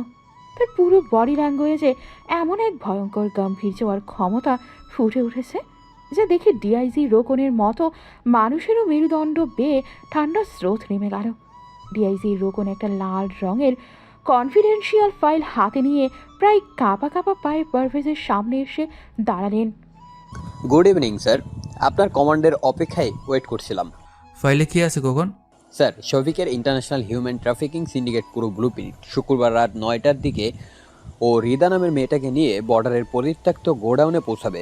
সেখানে মিড ইস্টের পার্টি ওয়েট করবে। স্যার, আপনার একটা সিগন্যাল পেলেই আমরা শফিকের পুরো সিন্ডিকেট মাটির সাথে মিশিয়ে দিব। পারভেজ শান্তভাবে ফাইলটা হাত বাড়িয়ে নিল। সে ফোল্ডারটা খুঁড়ে একবার চোখ বুলিয়ে সেটা বডিগার্ডের হাতে ছুড়ে দিল। পারভেজ পকেট থেকে একটা দামি কিউবান সিগার বের করল। একজন বডিগার্ড দৌড়ে এসে সোনার তৈরি লাইটার দিয়ে সিগারটা ধরিয়ে দিল। পারভেজ সিগারের ঘন ধোঁয়াটা রাতের অন্ধকারে ছেড়ে দিয়ে খুব শান্ত, শীতল কিন্তু হাড়হিম করা গলায় কথা বলল। পুলিশ এই গেমে ইন্টারফেয়ার করবে না Rokon. This is my personal playground. But sir, মেয়েটার লাইফ তো হাই রিক্সে। শফিকের কাছে লোকাল পলিটিক্যাল ব্যাকআপ আছে। পলিটিক্স মানুষের তৈরি করা একটা খেলনা মাত্র রোকন। আর শফিক ভেবেছে ও একটা গ্রামের বোকা মেয়েকে কিনে নিয়েছে, কিন্তু ও জানে না ও কার শিকড়ে হাত দিয়েছে। পারভেজ সিগারেটের শেষ টান দিয়ে সেটা মাটিতে ফেলে নিজের খালি পা দিয়েই পিষে দিল। তার চোখের দৃষ্টি তখন অন্ধকারের চেয়েও বেশি কালো। কালকের রাতটা শফিকের জীবনের শেষ রাত হবে। বর্ডারের ওই গোডাউনে আমি নিজে যাব। Let the game begin. মঙ্গলবার রাতে সেই ভয়ঙ্কর এবং অবিশ্বাস্য ঘটনার পর বুধবারের সকালটা সিংগাইয়ের গ্রামে খুব সাধারণভাবেই শুরু হলো। রাতের ওই কালো গাড়ি, বিদেশি বডিগার্ড আর ডিআইজির উপস্থিতি যেন পারভেজের নির্দেশে রাতের অন্ধকারের সাথেই মিলিয়ে গেল। গ্রামের মানুষ স্বাভাবিক কাজে ব্যস্ত। সকাল 10টার দিকে রিদা কাঁধে একটা ব্যাগ ঝুলিয়ে বাড়ি থেকে বের হলো। তার মাকে বলে এসেছে কলেজের স্পেশাল ক্লাস আছে, কিন্তু তার গন্তব্য কলেজ নয়, গ্রামের সীমানা ছাড়িয়ে বেশ কিছুটা দূরে। হাইওয়ের পাশে শফিকের একটা ব্যক্তিগত বিলাসবহুল ফার্ম হাউস আছে। চারিদিকে উঁচু সীমানা প্রাচীর দেওয়া। ভেতরে বিদেশি কুকুর পাহারায় থাকে। ফার্ম হাউসের ভেতরে বিশাল বেডরুমটায় এখন হালকা নীল রঙের আলো জ্বলছে। সেন্ট্রাল এসি ঠান্ডা বাতাসে ঘরের ভেতরের পরিবেশটা বেশ ভারী। রিদা সোফায় বসে আড়ষ্ট হয়ে আছে। শফিক দুটো ক্রিস্টালের গ্লাসে জুস ঢেলে রিদার পাশে এসে বসল। এত নার্ভাস কেন লাগছে তোমাকে বেবি? রিল্যাক্স। আমার কেমন যেন ভয় করছে শফিক। এই জায়গাটা একদম ফাঁকা, আর গ্রামের মানুষ যদি আমাকে এখানে দেখে ফেলে। আরে বোকা, এই ফার্ম হাউসের ত্রিসীমানায় কোনো গ্রামের ফকির নির্পুত ঢুকার সাহস পাবে না। তুমি জুসটা খাও। রিদা কাপা হাতে গ্লাসটা নিল। শফিক খুব সন্তর্পণে রিদার একদম কাছে ঘেঁষে বসল। তার হাতের একটা আঙুর রিদার ঘাড়ের খোলা অংশে ছুঁয়ে গেল। শফিক, কি করছো? কেউ চলে আসবে তো? কেউ আসবে না বেবি, আজ এখানে শুধু তুমি আর আমি। আগামী শুক্রবারের পর তো এভাবেই আমাদের সারা জীবন কাটাতে হবে, তাই না? শফিক রিদার হাত থেকে গ্লাসটা নিয়ে টেবিলে রেখে দিল। তারপর রিদাকে এক ঝটকায় নিজের বুকের কাছে টেনে নিল। শফিক প্লিজ, আমার অস্বস্তি হচ্ছে। ভালোবাসায় অস্বস্তি কিসের রিদা? তুমি জানো আমি তোমাকে কতটা চাই। শফিকের গলার স্বর ভারী হয়ে উঠেছে। তার হাতের স্পর্শে হৃদার শরীরের আনাচে কানাচে বিচরণ করতে শুরু করলো। শফিকের ঠোঁট হৃদার কানের কাছে নেমে এলো। ব্যাংককে আমাদের ফ্ল্যাটটা ঠিক এমন ঠান্ডাই হবে হৃদা। তুমি শুধু আমার বুকে এভাবেই ঘুমিয়ে থাকবে। সত্যি বলছি শফিক, তুমি আমাকে কখনো ধোকা দিবে না তো? ধোকা? তুমি আমার রানী বেবি, তোমাকে ছাড়া আমি আমার অস্তিত্বই ভাবতে পারি না। শফিকের কথায় হৃদা যেন একটা ঘোরের মধ্যে চলে গেল। তার ভেতরের দ্বিধাগুলো শফিকের শারীরিক স্পর্শ আর দামি পারফিউমের গন্ধে গড়ে যেতে শুরু করলো। শফিক যখন হৃদাকে সোফায় শুইয়ে দিয়ে তার উপর ঝুঁকে পড়ল, ঠিক তখনই ঘরের নিস্তব্ধতা ভেঙে শফিকের বোনটা বেজে উঠল। শফিক চরম বিরক্তিতে একটা গালি দিয়ে ফোনটা হাতে নিল। স্ক্রিনে নামটা দেখেই তার মুখের পেশি শক্ত হয়ে গেল। বেবি, তুমি একটু বসো, আমি একটা খুব ইম্পর্ট্যান্ট কল রিসিভ করে আসছি। এখন কথা বলতেই হবে? বিজনেস কল বেবি, আমি বারান্দায় যাচ্ছি, 1 মিনিট লাগবে। শফিক নিজের লেদারের জ্যাকেটটা সোফার উপর ছুঁড়ে ফেলে দিয়ে কাচের দরজা খুলে বারান্দায় চলে গেল। হৃদা সোফায় উঠে বসলো। সে নিজের শার্টের বোতামগুলো ঠিক করতে গিয়ে দেখলো শফিকের ছুঁড়ে ফেলা জ্যাকেটের পকেট থেকে একটা ছোট জিনিস কার্পেটের পকেট থেকে একটা ছোট জিনিস কার্পেটের ওপর পড়ে আছে। হৃদা নিচু হয়ে জিনিসটা কুড়িয়ে নিল। এটা একটা গাঢ় লাল রঙের দামি লিপস্টিক। হৃদার বুকের ভেতরটা হঠাৎ করেই ধক করে উঠল। সে কখনো এত উগ্র রঙের লিপস্টিক ব্যবহার করে না, তাহলে শফিকের পকেটে এটা এলো কোথা থেকে? কৌতূহল আর সন্দেহের বশবর্তী হয়ে হৃদা পা টিপে টিপে বারান্দার কাছের দরজার কাছে গিয়ে দাঁড়ালো। দরজাটা সামান্য খোলা ছিল। শফিকের নিচু গলার কথাগুলি স্পষ্ট শোনা যাচ্ছিল। আরে ভাই, আমি তো বললাম মাল একদম কাঁচা। এই গ্রামে এর চেয়ে ফ্রেশ পিস আর হয় না। হ্যাঁ হ্যাঁ, শুক্রবার রাতের চালানেই বর্ডার পার করে দেব। আপনার লোক যেন গোডাউনের ট্রাক রেডি রাখে, আর পেমেন্টটা ক্রিপ্টোতে পাঠিয়ে দিয়েন। আরে টেনশন নিয়েন না, মেয়েটা আমার প্রেমে পুরো পাগল। আমি ওকে শুক্রবার রাতে একটু টেস্ট করে তারপর ট্রাকে তুলবো। আমারও তো একটু পাওনা আছে, তাই না? শফিকের এই বিকট হাসিটা শুনে হৃদার মনে হলো কেউ যেন তার মাথার উপর বিশাল একটা পাথর ফেলে দিয়েছে। তার পা দুটো থরথর করে কাঁপছে। মার একদম কাঁচা, টেস্ট করে ট্রাকে তুলব, এই কথাগুলো হৃদার কানের ভেতর বিষাক্ত তীরের মতো বিঁধতে লাগলো। তবে কি পারভেজ ঠিকই বলেছিল? হৃদা দ্রুত সোফা এসে বসে পড়ল। লিপস্টিকটা জ্যাকেটের নিচে লুকিয়ে রাখলো। তার নিঃশ্বাস দ্রুত ওঠানামা করছে। কিছুক্ষণ পর শফিক হাসি মুখে ঘরে ফিরে এলো। সরি বেবি, ওই ক্লায়েন্টগুলো না বড্ড জ্বালায়। কিসের ক্লায়েন্ট শফিক? আরে ওই যে কিছু গার্মেন্টস প্রোডাক্ট এক্সপোর্ট করব, তো সেটারই চালান নিয়ে কথা বলছিলাম। তুমি আবার কি ভাবলে? চালানের সাথে মাল আর ট্রাকের কি সম্পর্ক? প্রোডাক্ট তো ট্রাকে করেই বর্ডারে পাঠাতে হয় বেবি। তুমি এসব বিজনেসের টার্মস বুঝবে না, ছাড়ো তো এসব। চলো আমরা যেখানে ছিলাম। আরে শফিক আবার হৃদাকে ধরতে গেলে হৃদা একটু পিছিয়ে যায়। তার চোখের সামনে বারবার পারভেজের সেই শান্ত মুখটা ভেসে উঠছে। আমার মাথা ব্যথা করছে শফিক, আমি আজ বাড়ি যাব। হঠাৎ কি হলো তোমার? সব তো ঠিকই ছিল। আমার ভালো লাগছে না, তুমি আমাকে পৌঁছে দাও, নইলে আমি একাই চলে যাব। শফিক বুঝতে পারো এখন জোরাজুরি করে হিতে বিপরীত হতে পারে। সে একটা দীর্ঘশ্বাস ফেলে গাড়ির চাবিটা হাতে নিল। হৃদার মনে তখন একটা ভয়ঙ্কর ঝড়ের প্রস্তুতি চলছে। শফিক বিরক্ত হয়ে হৃদাকে বাড়ি পৌঁছে দেয়। বুধবার গড়িয়ে বৃহস্পতিবার সকাল হলো। হৃদা সারা রাত ঘুমাতে পারেনি। শফিকের বলা কথাগুলো তাকে কুড়ে কুড়ে খাচ্ছে। বৃহস্পতিবার সারাদিন গ্রামের পরিবেশ গুমট হয়েছিল। আকাশে কালো মেঘ জমেছে, যে কোনো সময় বৃষ্টি নামতে পারে। সন্ধ্যার পর পারভেজদের বাড়িতে হঠাৎ করে একটা ভয়ঙ্কর কোলাহল শুরু হলো। গ্রামের সবচেয়ে বড় সুদখোর মহাজন মকবুল তার জনা পাঁচেক লাঠিয়াল নিয়ে কুদ্দুস মিয়ার উঠোনে এসে দাঁড়িয়েছে। বড় ভাই রাজু ভয়ে কাঁপতে কাঁপতে ঘরের বারান্দায় দাঁড়িয়ে আছে। কুদ্দুস মিয়া আর আমেনা বেগম হাত জোর করে মকবুলের সামনে দাঁড়িয়ে কাঁদছেন। অনেক তো ঘুরাইলি রাজু, তুই ভাবছস মকবুল মহাজনের টাকা মাইরা তুই পার পাইয়া যাবি? মহাজন কাকা, আমার হার্ডওয়্যারের ব্যবসায় এবার বিশাল লস হয়েছে। আমি মাল সাপ্লাই দিতে পারিনি, আমাকে আর 1 মাস সময় দিন। 1 মাস? তোর বাপেরে গিয়া সময় দিতে। কালকের মধ্যে আমার 5 লাখ টাকা সুদে আসলে বুঝায় দিবি, নইলে তোদের এই বাড়ি আমি লেইখা নিমু। মকবুল ভাই, এমন সর্বনাশ কইরেন না। আমরা তো রাস্তায় বইসা যামু। আমার পোলার ব্যবসাটা একটু দাঁড়াইতে দেন। তোর পোলার ব্যবসা তো লাটে উঠছে কুদ্দুস, আর তুই তো 2টা পোলার জন্ম দিছস। ওই যে ছোট নবাবজাদা তো ঘরের কোনায় খাড়াইয়া মজা দেখতাছে। সবার চোখ গিয়ে পৌর ঘরের দরজায় দাঁড়িয়ে থাকা পারভেজের ওপর। তার পরনে একটা পুরনো লুঙ্গি, চোখে মুখে সেই চেনা শান্ত ভাব। ওর কথা আর বললেন না কাকা, ও তো একটা মরা লাশ। ওর দ্বারা এই পরিবারের একটা কারো উপকার হবে না। তা তো দেখতেই পাইতাছি। এই ফক্কিন্নির পুত্রে দেইখা মনে হইতাছে 3 দিন ধইরা না খাইয়া আছে। শোন রাজু, তোর ওই ভিখারি ভাইয়ের দিকে তাকাইয়া লাভ নাই। কাল সকাল 10টায় আমি আসমু। টাকা না পাইলে তোদের ঘাড় ধইরা রাস্তায় নামামু। পারভেজ ধীর পায়ে বারান্দা থেকে নিচে নেমে এলো। সে মকবুলের চোখের দিকে সরাসরি তাকালো। মকবুল কাকা, বিপদে পড়লে মানুষ মানুষের কাছেই তো যায়। আপনিও তো মানুষ, একটু সময় দিলে কি খুব ক্ষতি হয়ে যাবে?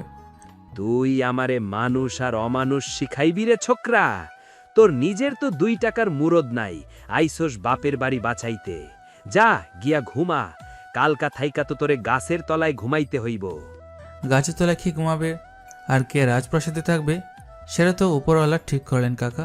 মানুষের অহংকার তো বালির বাঁধের মতো। বেশি ফিলোসফি ঝাড়িস না পারবেজ। আমার নাম মকবুল, আমার টাকার জোর অনেক।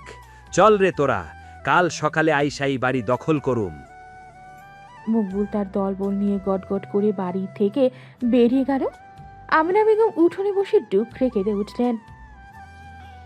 সব শেষ, সব শেষ হয়ে গেল বাবা। কাল আমাদের রাস্তায় দাঁড়াতে হবে। আর তুই তুই ওই মহাজনের মুখের উপর কথা বলতে গেলি কোন সাহসে? তোর লাগে এই লোকটা বেশি রাইগা গেল। তুই বাইর হ আমার বাড়ি থেকে, দূর হ অপদার্থ। পারভেজ কোনো উত্তর দিল না। সে মায়ের দিকে একবার মায়াবী দৃষ্টিতে তাকিয়ে নিজের ভাঙা টিনের ঘরটার দিকে চলে গেল। রাত তখন 11টা। বাইরে ঝিরঝিরে বৃষ্টি শুরু হয়েছে। পারভেজের ঘরের ভেতর কোনো আলো নেই।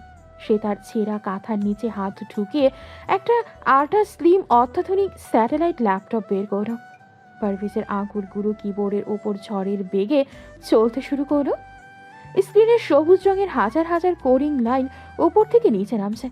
মাত্র 10 মিনিটের মধ্যে পারভেজ বাংলাদেশের ফিনান্সিয়াল সার্ভার হ্যাক করে মকবুল মহাজনের সমস্ত ব্যাংক ডিটেলস বের করে ফেলল। পারভেজ একটা স্পেশাল এনক্রিপ্টেড কমান্ড রান করল। ল্যাপটপের স্ক্রিনে বড় করে লেখা উঠল, accounts freezed and money laundering alert sent to central bank. অন্যদিকে মকবুল মহাজন তখন তার ড্রয়িং রুমে বসে গড়গড়া টানছিল। হঠাৎ তার ফোন বেজে উঠল। মকবুল বিরক্ত হয়ে ফোনটা ধরল। স্ক্রিনে শহরের সবচেয়ে বড় ব্যাংকের ম্যানেজারের নাম্বার। হ্যালো, এত রাতে কি মনে কইরা ম্যানেজার সাহেব? মকবুল সাহেব, মকবুল সাহেব, সর্বনাশ হয়ে গেছে মকবুল সাহেব। আপনার নামে ঢাকা থেকে অ্যান্টি মানি লন্ডারিং সেল থেকে নোটিশ এসেছে মকবুল সাহেব। আপনার সবগুলো ব্যাংক অ্যাকাউন্ট, এফডিআর সব ফ্রিজ করে দেওয়া হয়েছে। কি কন এগুলা? ফ্রিজ মানে কি? আমার কোটি কোটি টাকা? আপনি আপনি কাল সকালে লুকিয়ে পড়েন মকবুল সাহেব। পুলিশ যে কোনো সময় আপনাকে অ্যারেস্ট করতে পারে। আপনার সব ট্রানজ্যাকশন ইল্লিগাল মার্ক হয়ে গেছে মকবুল সাহেব। মকবুলের হাত থেকে গড়গড়ার নলটা খসে পড়ল। তার পুরো শরীর ঘামে ভিজে গেছে। ঠিক সেই মুহূর্তেই মকবুলের ফোনে একটা আননোন নাম্বার থেকে মেসেজ টোন বেজে উঠল। মকবুল কাঁপা হাতে মেসেজটা ওপেন করল। সেখানে ইংরেজিতে খুব ছোট্ট করে লেখা, রাজু, সমস্ত ঋণ মওকুফ করো। কাল সকালে ওর হাতে ঋণের কাগজগুলো দিয়ে ক্ষমা চাইবে, নইলে কাল দুপুরের ভাতটা তোমাকে জেলের ভিতরেই খেতে হবে। পি মানে কে? পারভেজ? ওই ভিখারি ছোকরা? না না, এটা কেমনে সম্ভব? মকবুল ভয়ে থরথর করে কাঁপতে লাগলো। সে বুঝতে পারল সে এমন এক অদৃশ্য দানবের জালে আটকা পড়েছে যার ক্ষমতা তার কল্পনারও বাইরে। এদিকে পারভেজের ভাঙা ঘরে সে ল্যাপটপটা বন্ধ করে আবার ছেঁড়া কাঁথার নিচে লুকিয়ে রাখল। পারভেজ জানালার বাইরে বৃষ্টির দিকে তাকিয়ে মুচকে হাসল। তার পরিবার টেরও পেল না যেই ছেলেকে তারা সারা জীবন অপদার্থ বলে গালি দিয়েছে, সেই ছেলেটাই আজ নীরবে তাদের ছাদ রক্ষা করল। পরিবার তো পরিবারই হয়, রক্তের ঋণ কি কখনো অস্বীকার করা যায়? বৃহস্পতিবার রাতে সেই অবিশ্বাস্য ঘটনার পর শুক্রবার সকালটা পারভেজদের বাড়িতে একটা বিশাল চমক নিয়ে এলো। সকাল 8টার দিকে মহাজন মকবুল নিজেই রাজুর দোকানে এসে হাজির। রাজু ভয়ে কাঁপছিল, কিন্তু মকবুল হাত জোর করে রাজুর সামনে ঋণের কাগজগুলো ছিঁড়ে ফেলল। সে কাঁদো কাঁদো গলায় রাজুকে বলল, আমার ভুল হয়ে গেছে বাজান, তুই আমারে মাফ কইরা দে। রাজু বা কুদ্দুস মিয়া কেউই বুঝল না যে রাতারাতি এই ভয়ঙ্কর মহাজনের কি হলো। তারা ঈশ্বরকে ধন্যবাদ দিল। আর পারভেজ ঘরের কোণে দাঁড়িয়ে শুধু একটা তৃপ্তির হাসি হাসল। অন্যদিকে শুক্রবার সকাল থেকেই রিদার মনে একটা অদ্ভুত অস্থিরতা কাজ করছিল। শফিকের সেই কথাগুলো, মাল একদম কাঁচা, ট্রাকে তুলব, বারবার তার কানে বাজছিল। রিদা সিদ্ধান্ত নিয়েছিল যে সে কোনোভাবেই আজ শফিকের সাথে যাবে না। সে শফিককে ফোন করে তার সন্দেহ আর ভয়ের কথা পরিষ্কার করে জানিয়ে দেয়। কিন্তু শফিক এত বড় শিকার সহজে হাতছাড়া করার পাত্র নয়। সে খুব ইমোশনাল একটা গেম খেলে। বিকেল 4টার দিকে শফিক রিদাকে ফোন করে কাঁদো কাঁদো গলায় বলে যে সে বিষ খেয়েছে। রিদা যদি আজ তার সাথে না যায় তবে সে মরে যাবে। শফিক আরও বলে যে তার জীবনে রিদা ছাড়া কেউ নেই, আর রিদার জন্যই সে সব কিছু ছেড়ে ব্যাংকক শিফট করছে। শফিকের এই মাস্টার মাইন্ড ম্যানিপুলেশনের কাছে রিদার সেই সন্দেহগুলো মুহূর্তেই ধুয়ে মুছে যায়। সে ভাবে, এই মানুষটা আমার জন্য জীবন দিতে পারে, সে কখনো আমার ক্ষতি করতে পারে না। পারভেজ আসলে তাকে ভুল বুঝিয়েছিল। শুক্রবার বিকেল 5টা, আকাশটা কিছুটা মেঘলা। রিদা তার মায়ের সামনে দাঁড়িয়ে একটা মিথ্যে গল্প সাজালো। মা, সুমির আজকে জন্মদিন তো, আমি ওর বাড়িতেই থাকবো রাতে, কাল সকালে ফিরবো। আচ্ছা যা, কিন্তু সাবধানে থাকিস। আর এত ভারী ব্যাগ নিয়ে যাইতাছোস কেন? আরে সুমির জন্য কিছু গিফট আর আমার 2টো ড্রেস আছে, চিন্তা করো না। রিদা তার ড্রয়ার থেকে সব সোনার গহনা আর জমানো টাকা ব্যাগে ভরে নিয়ে বাড়ি থেকে বের হলো। গ্রামের মোড়ে একটা বিশাল বট গাছের নিচে শফিকের কালো রঙের গাড়িটা দাঁড়িয়েছিল। রিদা দ্রুত পায়ে গাড়ির দিকে এগিয়ে গেল। গাড়ির দরজা খুলতে গিয়ে রিদা একবার পেছনে ফিরে তাকালো। একটু দূরে লতিফ চাচার মায়ের চায়ের দোকানে বসে আছে পারভেজ। পারভেজের হাতে একটা ভাঙা কাপে চা, তার পরনে সেই পুরনো শার্ট। সে এক দৃষ্টিতে রিদার দিকে তাকিয়ে আছে। পারভেজের চোখে কোনো রাগ নেই, কোনো বিরক্তি নেই, আছে শুধু একটা সমুদ্রের মতো শান্ত, স্থির আর অদ্ভুত এক দৃষ্টি, যা রিদাকে মুহূর্তের জন্য কাঁপিয়ে দিল। ফকিন্নির ছেলেটা আবার এখানে বসে আছে, ওর নজরটাই অলক্ষণে। রিদা নাক সিটকে গাড়িতে উঠে ধপ করে দরজা বন্ধ করে দিল। কাজটা তুলে দিয়ে শফিকের দিকে তাকালো। তুমি ঠিক আছে শফিক? তুমি না বিষ খেতে চেয়েছিলে? আরে পাগল, তুমি এসেছো, এটাই তো আমার জীবনের সবচেয়ে বড় ঔষধ। চলো, আজ থেকে আমাদের নতুন জীবন শুরু। শফিক গাড়ি স্টার্ট দিল। গাড়িটা ধুলো উড়িয়ে হাইওয়ের দিকে ছুটে চলল। পারভেজ চায়ের কাপে শেষ চুমুকটা দিয়ে লতিফ চাচার হাতে টাকাটা ধরিয়ে দিল। চাচা, চাটা আজ খুব কড়া হয়েছে, একদম আমার মেজাজের মতো। গাড়িটা প্রায় 1 ঘন্টা হাইওয়ে ধরে চলার পরে হঠাৎ একটা সরু কাঁচা রাস্তায় ঢুকে পড়ল।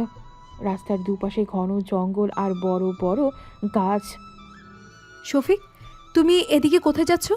এয়ারপোর্ট তো এই রাস্তায় না? আরে বেবি, হাইওয়েতে অনেক জ্যাম। এইটা একটা শর্টকাট রাস্তা। আমরা বর্ডারের কাছাকাছি একটা স্পেশাল প্রাইভেট হেলিপ্যাড থেকে ফ্লাই করব। Private helipad? কিন্তু জায়গাটা তো খুব অন্ধকার আর ভয়ঙ্কর লাগছে। ভয় পাচ্ছ কেন? আমি আছি তো। শফিকের গলার স্বরটা এখন আর আগের মতো নরম নেই, সেখানে একটা অদ্ভুত রুক্ষতা চলে এসেছে। গাড়িটা জঙ্গলের আরো গভীরে গিয়ে একটা বিশাল পরিত্যক্ত পুরনো গোডাউনের সামনে থামল। গোডাউনের চারদিক ঘুটঘুটে অন্ধকার, শুধু ভেতরে কয়েকটা পুরনো লণ্ঠন জ্বলছে। রিদা গাড়ির ভেতর থেকেই দেখলো গোডাউনের সামনে জনাদশেক ভয়ঙ্কর চেহারার লোক দাঁড়িয়ে আছে, তাদের হাতের লাঠি আর ধারালো অস্ত্র। শফিক, এরা কারা? তুমি আমাকে কোথায় নিয়ে এলে? শফিক কোনো উত্তর দিল না। সে গাড়ির দরজা ঘুরে বাইরে বের হলো, তারপর রিদার দিকের দরজাটা হ্যাচকা টান দিয়ে খুলে ফেলল। নেমে আয় বাইরে। শফিক, তুমি এমনভাবে কথা বলছো কেন? শফিক কোনো কথা না বলে রিদার চুলের মুঠিটা শক্ত করে ধরল। রিদা যন্ত্রণায় একটা তীক্ষ্ণ চিৎকার করে উঠল। আহ, ছাড়ো আমাকে, লাগছে আমার। লাগুক, তোর মতো একটা ফকিরনি মেয়ের গায়ে লাগলেই বা কার কি আসে যায়। শফিক রিদাকে টেনে হিঁচড়ে গাড়ি থেকে নিচে নামিয়ে মাটির উপর ছুঁড়ে ফেলল। হৃদার ব্যাগের চেন খুলে গিয়ে সব গহনা আর টাকা মাটিতে ছড়িয়ে পড়ল। শফিক, তুমি এটা কি করছো? তুমি না আমাকে ভালোবাসো? তুমি না বললে ব্যাংকক নিয়ে যাবে? তোর মতো একটা গ্রামের গেও মেয়েকে আমি ব্যাংকক নিয়ে গিয়ে রানী বানাবো? তুই তো আমার 2 কোটি টাকার প্রোডাক্ট হৃদা। প্রোডাক্ট মানে কি? মানে হলো তুই আজ রাতেই ওই ট্রাকে করে বর্ডার পার হয়ে দুবাই চলে যাবি। সেখানে শেখদের হারেমে তুই সারা জীবন নাচবি আর ওদের মনোরঞ্জন করবি। হৃদার মনে হলো তার মাথার উপর আকাশ ভেঙে পড়েছে। পারভেজের বলা প্রত্যেকটা কথা আজ অক্ষরে অক্ষরে সত্যি হয়ে তার সামনে দাঁড়িয়েছে। না শফিক, তুমি এমন করতে পারো না। তুমি আমাকে ভালোবাসো। ভালোবাসা? ওইটা তো একটা বিজনেস ট্রিক ছিল রে বোকা মেয়ে। ওই পারভেজ ছেলেটা তো ঠিকই বলেছিল, তুই আলোর লোভে ঝাঁপ দেওয়া একটা পতঙ্গ। হৃদা ডুকরে কেঁদে উঠল।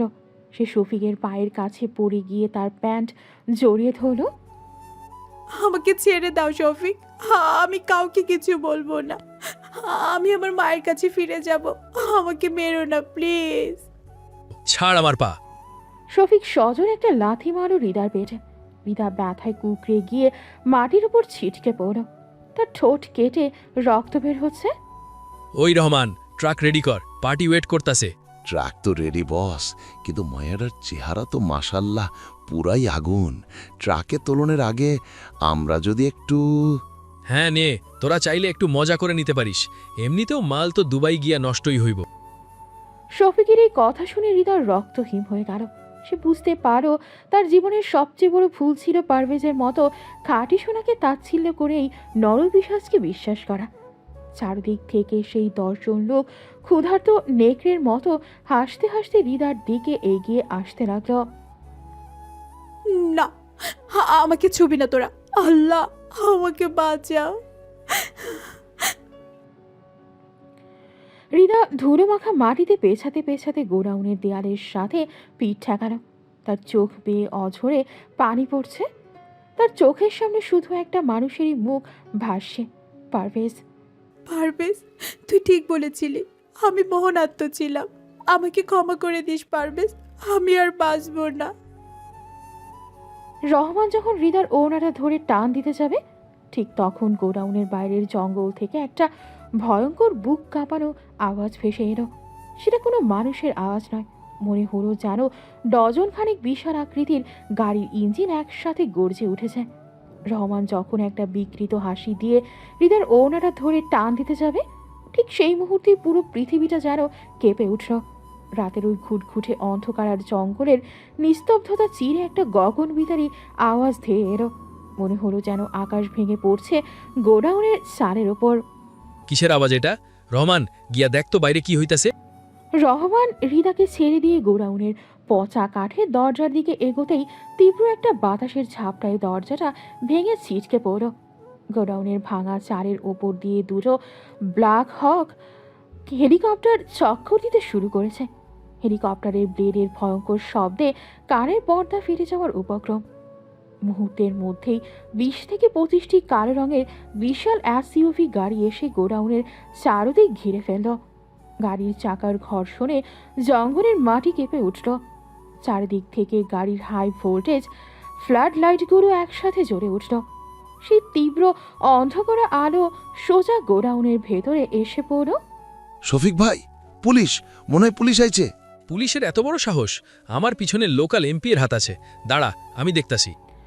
শফিক পকেট থেকে তার রিভলভারটা বের করে দরজার দিকে এগোতেই সে থমকে দাঁড়ালো। গাড়িগুলো থেকে কোনো সাধারণ পুলিশ নামেনি, নেমেছে আপাতমস্তক কালো পোশাক পরা, মুখে মাস্ক এবং হাতে অত্যাধুনিক লেজার লাইট লাগানো সাবমেশিন গান ধরা স্পেশাল কমান্ডোরা। কোনো কথা নেই, কোনো ওয়ার্নিং নেই। কয়েক সেকেন্ডের মধ্যে কমান্ডোরা গোডাউনের ভেতর ঢুকে শফিকের 10 জন গুন্ডাকে রাইফেলের বাট দিয়ে আঘাত করে মাটিতে শুইয়ে দিল। রহমান কিছু বোঝার আগেই একজন কমান্ডোর বুটের লাথি খেয়ে 10 হাত দূরে গিয়ে আসছে পড়ল। তার মুখের কয়েকটা দাঁত ভেঙে রক্ত ছিটকে পড়ল মাটিতে। এই কে তোরা? জানিস আমি কার লোক? আমার বসের নাম শুনলে তোদের... শফিকের কথা শেষ হওয়ার আগেই একজন বডিগার্ড এসে তার হাতের কবজিতে এমন একটা মোচড় দিল যে রিভলভারটা মাটিতে খসে পড়ল। হৃদা এক কোণে মাটিতে বসে থরথর করে কাঁপছে। সে 2 হাত দিয়ে চোখ ঢেকে রেখেছে। তার মাথার কিছুই ঢুকছে না যে এসব কি হচ্ছে। ঠিক সেই মুহূর্তেই ফ্লাইট লাইটের আলোর ঠিক মাঝখানে এসে দাঁড়ালো পৃথিবীর সবচেয়ে দামি আর রাজকীয় একটা গাড়ি মেবাক। পুরো গোডাউনে পিনপথ নীরবতা, শুধু হেলিকপ্টারের পাখার শব্দ শোনা যাচ্ছে। একজন কমান্ডো দৌড়ে গিয়ে মাথা নিচু করে মেবাকের পেছনের দরজাটা খুলে দিল। গাড়ি থেকে একটা পা নিচে নামলো। Italian custom made black leather shoes. তারপর গাড়ি থেকে বেরিয়ে এলো সেই মানুষটি। রিতা চোখের ওপর থেকে হাত সরিয়ে আলোর দিকে তাকালো। মানুষটাকে দেখে তার নিঃশ্বাস যেন গলার কাছে আটকে গেল। শফিকের চোখ দুটো মনে হলো কোটর থেকে বেরিয়ে আসবে। পারভেজ? হ্যাঁ, পারভেজ। কিন্তু এই পারভেজের গায়ে কোনো পুরনো সুতির শার্ট নেই, কোনো ছেঁড়া লুঙ্গি নেই। তার পরনে একটা নিখুঁত ফিটিংয়ের ব্ল্যাক ইতালিয়ান স্যুট, তার উপর একটা লম্বা কালো ওভারকোট, চোখে একটা ডার্ক গ্লাস, চুলগুলো পরিপাটি করে আঁচড়ানো। তার হাঁটার ভঙ্গিতে, তার দাঁড়ানোর স্টাইলে এমন এক ভয়ঙ্কর আভিজাত্য আর ক্ষমতা ঠিকরে বেরোচ্ছে যা কোনো দেশের রাষ্ট্রপতিরও থাকে না। সে যেন অন্ধকারের এক অঘোষিত সম্রাট। তুই তুই এখানে কেমনে? এইগুলো সব তোর লোক? পারভেজ কোনো উত্তর দিল না। সে ধীর পায়ে শফিকের দিকে এগিয়ে এলো। তার বুট জুতার প্রতিটা শব্দে গোডাউনের মাটি যেন কেঁপে উঠছে। তোর এত বড় সাহস! আমি জানিস কার মাল সাপ্লাই দেই? আমার বস জালালউদ্দিন। মালয়েশিয়া থেকে সে পুরো এশিয়া কন্ট্রোল করে। তার লগে লাগতে আইসোস তুই? শফিক যখন তার বসের নাম নিয়ে চিৎকার করছে, ঠিক তখন পারভেজের পেছনের একটা গাড়ি থেকে দুজন বডিগার্ড একজনকে কলার ধরে টেনে হিস্ট্রে সামনে নিয়ে এলো। লোকটার হাত পা বাঁধা, মুখে রক্তের দাগ। বস, জালাল বস, আপনি এখানে কেমনে? শফিক যাকে গডফাদার ভাবত, সেই ইন্টারন্যাশনাল ডন জালালউদ্দিন পারভেজকে দেখা মাত্রই মাটিতে লুটিয়ে পড়ল। স্যার, আমাকে মাফ করে দিন স্যার। আমি জানতাম না এই শফিক কুত্তার বাচ্চাটা আপনার চেনা কোনো মেয়ের গায়ে হাত দিয়েছে। আমাকে বাঁচান স্যার। জালালউদ্দিনের এই কথা শুনে শফিকের পায়ের তলার মাটি সরে গেল। তার পুরো শরীর একটা মরা গাছের পাতার মতো কাঁপতে শুরু করলো। বস, আপনি ওর পায়ে ধরতেছেন কেন? ও তো একটা গ্রামের ফকিরনির পুত। চুপ কর শুয়োরের বাচ্চা। তুই জানিস তুই কার সামনে দাঁড়িয়ে আছিস? উনি শুধু এশিয়া নয়, পুরো গ্লোবাল সিন্ডিকেটের মাস্টার মাইন্ড। ওনার এক ইশারায় দেশলাইয়ের কাঠির মতো আমাদের অস্তিত্ব মুছে যাবে। এই কথাটা শোনার পর হৃদার মনে হলো তার চারপাশের পুরো পৃথিবীটা ভন ভন করে ঘুরছে। যে পারভেজকে সে সারা জীবন ভিখারি বলেছে, অবহেলা করেছে, শফিকের মতো একটা সস্তা দালালের সাথে তুলনা করে অপমান করেছে, সেই পারভেজ আসলে কে? পারভেজ তার ডার্ক গ্লাসটা খুলে পকেটে রাখলো। সে খুব শান্ত পায়ে হেঁটে শফিকের ঠিক সামনে এসে দাঁড়ালো। শফিক তখন ভয় প্যান্ট নষ্ট করে ফেলেছে। তার মুখ দিয়ে কোনো কথা বেরোচ্ছে না, শুধু গোঙানির মতো শব্দ হচ্ছে। আমি তোমাকে আগে বলেছিলাম শফিক, খেলাটা আমাকে খেলতে দে। তুই আমার কথা শুনলি না। পারভেজ ভাই, আমাকে মাইরা ফেলিন না ভাই, আমি ভুল করে ফেলছি। না, আমি তোকে মারবো কেন? আমি তো ব্যবসায়ী। তুই তোর প্রোডাক্ট আমাকে দিয়ে দে, আমি তোকে আমার স্টাইলে পেমেন্ট করে দিচ্ছি। পারভেজ তার বা হাতটা সামান্য একটু ওপরে তুলল। সাথে সাথে দুজন স্পেশাল বডিগার্ড এসে শফিকের 2 হাত শক্ত করে ধরল। ওকে আমার স্পেশাল গেস্ট হাউসে নিয়ে যা। ও খুব শখ করে মেয়েদের বর্ডার পার করতো। ওর শরীরের প্রতিটি অঙ্গ আলাদা আলাদা করে বর্ডার পার করাবে। শফিক আকাশ পাতাল কাঁপিয়ে চিৎকার করতে শুরু করল। আমাকে ছাইরা দে পারভেজ ভাই, আমাকে বাঁচাও। বডিগার্ডরা শফিককে হিস্ট্রে টেনে অন্ধকারের দিকে নিয়ে গেল। তার চিৎকার ধীরে ধীরে মিলিয়ে গেল। জালালকে অন্য একটা গাড়িতে তোলা হলো। এবার পারভেজ ঘুরে দাঁড়ালো। তার দৃষ্টি স্থির হলো হৃদার ওপর। হৃদা তখন ধুলো মাখা মেঝেতে পড়ে আছে। তার জামা কাপড় ধুলোয় মাখামাখি, চুল এলোমেলো। লজ্জায়, অপমানে আর তীব্র অনুশোচনায় তার মাথা কাটা যাচ্ছে। হৃদার মনে হচ্ছে মাটি ফাঁক হয়ে যাক আর সে তার ভেতরে ঢুকে যাক। সে কোনোভাবেই পারভেজের চোখের দিকে তাকাতে পারছে না। পারভেজ ধীরে ধীরে হেঁটে হৃদার সামনে এসে হাঁটু গেড়ে বসল। হৃদা 2 হাত দিয়ে মুখ ঢেকে হাউমাউ করে কেঁদে উঠল। পারভেজ, আমাকে মেরে ফেল তুই। আমি তোর সামনে বেঁচে থাকার যোগ্য না। আমি একটা নোংরা জঘন্য মেয়ে। পারভেজ কোনো কথা বলল না। সে নিজের গায়ের সেই দামি ওভারকোটটা খুলল, তারপর খুব সাবধানে পরম মমতায় সেটা হৃদয়ের গায়ে জড়িয়ে দিল। বাইরে চল রিতা, কাকিমা তোর জন্য অনেক চিন্তা করছে। পারভেজের গলায় কোনো রাগ নেই, কোনো জেদ নেই, নেই কোনো প্রতিশোধের অহংকার। তার এই অসীম বিশালত্ব হৃদয়ের হৃদয়কে হাজার টুকরো করে দিল। তুই আমাকে মাফ করে দে পারভেজ। আমি টাকার লোভে অন্ধ হয়ে গিয়েছিলাম, আমি তোকে চিনতে পারিনি। চিনতে পারিসনি কারণ তুই চোখ দিয়ে দেখেছিস, হাতটা দিয়ে তো কখনো দেখিসনি। চল এখন। পারভেজ নিজে হাত ধরে হৃদাকে মাটি থেকে তুলল, তাকে সযত্নে মেবাক গাড়ির পেছনের সিটে বসিয়ে দিল। পুরো গোডাউন শফিকের সেই অন্ধকার জগৎ সব পেছনে ফেলে গাড়িগুলো আবার গ্রামের দিকে ছুটে চলল। হৃদা সারা রাস্তা শুধু পারভেজের ওভারকোটটা বুকে জড়িয়ে ধরে ফুপিয়ে ফুপিয়ে কেঁদেছে। গোডাউনের সেই ভয়ঙ্কর রাতের পর দেখতে দেখতে 3টে দিন কেটে গেছে। গত 3 দিনে পুরো সিংহাইয়ের গ্রামের দৃশ্যপট যেন জাদুর মতো বলতে গেছে। পারভেজ আসলে কে, তার ক্ষমতা কতটুকু, সেটা এখন আর কারোর অজানা নেই। গ্রামের সেই চা দোকানি লতিফ চাচার সমস্ত ঋণ শোধ হয়ে গেছে। তার ভাঙা দোকানটা এখন একটা বড় ডিপার্টমেন্টাল স্টোরে পরিণত হয়েছে। পারভেজদের বাড়িতে এখন এক অন্যরকম নিস্তব্ধতা। বাবা কুদ্দুস মিয়া আর বড় ভাই রাজু লজ্জায় আর অনুশোচনায় পারভেজের ছায়াও মারাচ্ছে না। যাওয়ার আগের রাতে পারভেজ তার পরিবারের সবাইকে একসাথে ডেকে বসিয়েছিল। আমার মতো হতভাগা বাপ এই দুনিয়ায় আর নাই রে পারভেজ। যেই পোলারে আমি সারা জীবন কুলঙ্গার কইছি, সেই পোলারা আমার সম্মান, আমার বাড়ি সব বাঁচাইছে। আমাকে ক্ষমা করে দিস পারভেজ, আমি টাকার অহংকারে অন্ধ হয়ে নিজের ভাইকে চিনতে পারিনি। তোমরা আমার কাছে ক্ষমা চাইছো কেন বাবা? বাবা তো ছেলেকে বকা দিতেই পারে, আর অর্থের অভাবে মানুষ অনেক কিছু করে। এটা আপনাদের দোষ নয়, পরিস্থিতির দোষ। আমি আপনাদের নামে ব্যাংকে ফিক্সড ডিপোজিট করে দিয়েছি। রাজু ভাই, তোর ব্যবসাও আমি নতুন করে সেট আপ করে দিয়েছি। তোমরা শান্তিতে থেকো। পারভেজ কাউকেই ছোট করেনি। তার এই বিশাল মনের কাছে রাজু আর কুদ্দুস মিয়া বাচ্চাদের মতো ডুকরে কেঁদে উঠেছিল। অন্যদিকে হৃদা গত 3 দিন নিজের ঘরের দরজা বন্ধ করে রেখেছিল। সে এক দানা খাবারও মুখে দেয়নি। হৃদা এখন খুব ভালোভাবে উপলব্ধি করতে পারছে যে সে শুধু একটা সস্তা চকচকে পাথরের লোভে একটা আসল হীরের পাহাড়কে অবহেলা করেছে। কিন্তু হৃদার কান্নাটা পারভেজের টাকার জন্য নয়, সে কাঁদছে নিজের নোংরা মানসিকতার জন্য। সে বুঝতে পেরেছে যে পারভেজ যদি একজন সাধারণ দিনমজুরও হতো, তবুও তার মতো খাঁটি মানুষ এই পৃথিবীতে আর দ্বিতীয়টি নেই। আজ সোমবার খুব ভোরবেলা গ্রামের পুরনো রেলওয়ে স্টেশনটায় ঘন কুয়াশা নেমেছে। চারিদিকে কেমন একটা মায়াবী অন্ধকার। স্টেশনের প্ল্যাটফর্মে পারভেজ একা দাঁড়িয়ে আছে। তার হাতে একটা সাধারণ ট্রলি ব্যাগ। তার পরনে আজ কোনো ইতালিয়ান স্যুট নেই, সেই পুরনো সাধারণ শার্ট আর জিন্স। সে ক্ষমতাকে কখনোই নিজের গায়ে মেখে রাখে না। তার কাজ শেষ, সে আবার তার নিজের জগতে ফিরে যাচ্ছে। দূরে ট্রেনের হুইসেলের শব্দ শোনা যাচ্ছে। ট্রেনটা কুয়াশা চিরে স্টেশনের দিকে এগিয়ে আসছে। ঠিক তখন পারভেজের পেছন থেকে একটা পরিচিত কাঁপা কাঁপা গলার ডাক ভেসে এলো।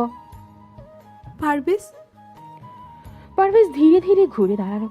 হৃদা প্ল্যাটফর্মের সিঁড়ি দিয়ে দৌড়ে আসছে।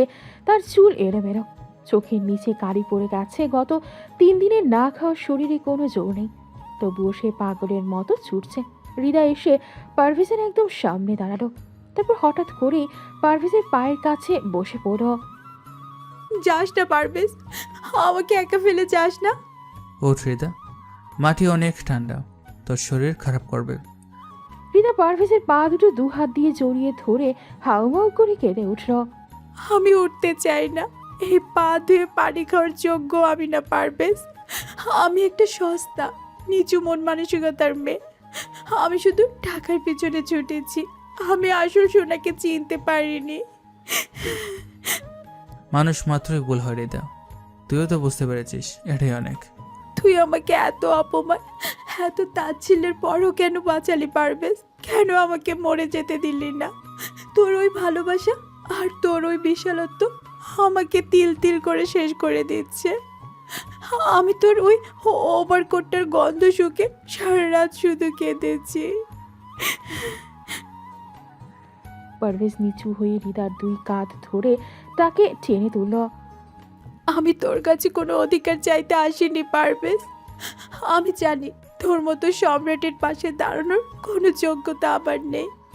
আমি শুধু তোকে শেষবার একটা কথা বলতে এসেছি, আমাকে শুধু একবার মন থেকে ক্ষমা করে দিস। তুই চলে গেলে আমি হয়তো আর বাঁচব না। হৃদার এই কথায় কোনো খাত ছিল না। সে পারভেজের টাকা বা ক্ষমতার জন্য আসেনি, সে এসেছে তার সেই পুরনো পারভেজের কাছে, যাকে সে 11 বছর আগে হারিয়ে ফেলেছিল। পারভেজ তার হাত বাড়িয়ে হৃদার চোখের জল মুছে দিল। সে খুব মায়াবী একটা হাসি হাসল। ভালোবাসা কখনো জেদ বা প্রতিশোধ শেখায় না রিতা, ভালোবাসা ক্ষমা করতে শেখায়। তুই আমাকে ক্ষমা করেছিস? 11 বছর আগে আমি যখন এই গ্রাম ছেড়ে খালি হাতে অন্ধকারে পা বাড়িয়েছিলাম, তখন আমার পকেটে তোর দেওয়া একটা 10 টাকার নোট ছিল, মনে আছে তোর? হৃদা অবাক হয়ে পারভেজের দিকে তাকালো। তার চোখের পানি তখনও পড়ছে। সেই 10 টাকার নোটে আজ আমাকে এই জায়গায় এনেছে। তুই আমার শিকড় রিতা, আর মানুষ যত বড়ই হোক না কেন, সে কি কখনো নিজের শিকড়কে ফেলে দিতে পারে? পারভেজ। হৃদা আর নিজেকে ধরে রাখতে পারল না। সে সজোরে পারভেজকে জড়িয়ে ধরল। পারভেজও তার 2 হাত দিয়ে হৃদাকে নিজের বুকের সাথে মিশিয়ে নিল। কাঁদিস না পাগলি, অনেক তো হলো, এবার চল। কোথায়? যেখানে তুই আর আমি ছাড়া আর কেউ থাকবে না, আমাদের নতুন পৃথিবীতে। কুয়াশা চিরে একটা দীর্ঘ হুইসেল বাজিয়ে লোকাল ট্রেনটা এসে প্ল্যাটফর্মে দাঁড়ালো। পারভেজ তার বাঁ হাতটা বাড়িয়ে দিল হৃদার দিকে। হৃদা একগাল হাসি আর চোখের জল নিয়ে সেই হাতটা শক্ত করে ধরল। তারা দুজনে একসাথে ট্রেনের দরজার দিকে এগিয়ে গেল। ট্রেনটা যখন স্টেশন ছেড়ে ধীরে ধীরে সামনের দিকে এগোতে শুরু করলো, ঠিক তখন আকাশের ঘন কুয়াশাগুলো কেটে গিয়ে ভোরের সোনালি রোদ পুরো প্ল্যাটফর্মের ওপর এসে পড়ল। অন্ধকারের মোহ কেটে গিয়ে আজ সত্যি সত্যি একটা নতুন সকালের জন্ম হলো। ছদ্মবেশী মেঘের আড়ালে লুকিয়ে থাকা রৌদ্র আজ তার ভালোবাসার আলোয় পুরো পৃথিবীকে রাঙিয়ে দিয়েছে। সমাপ্ত।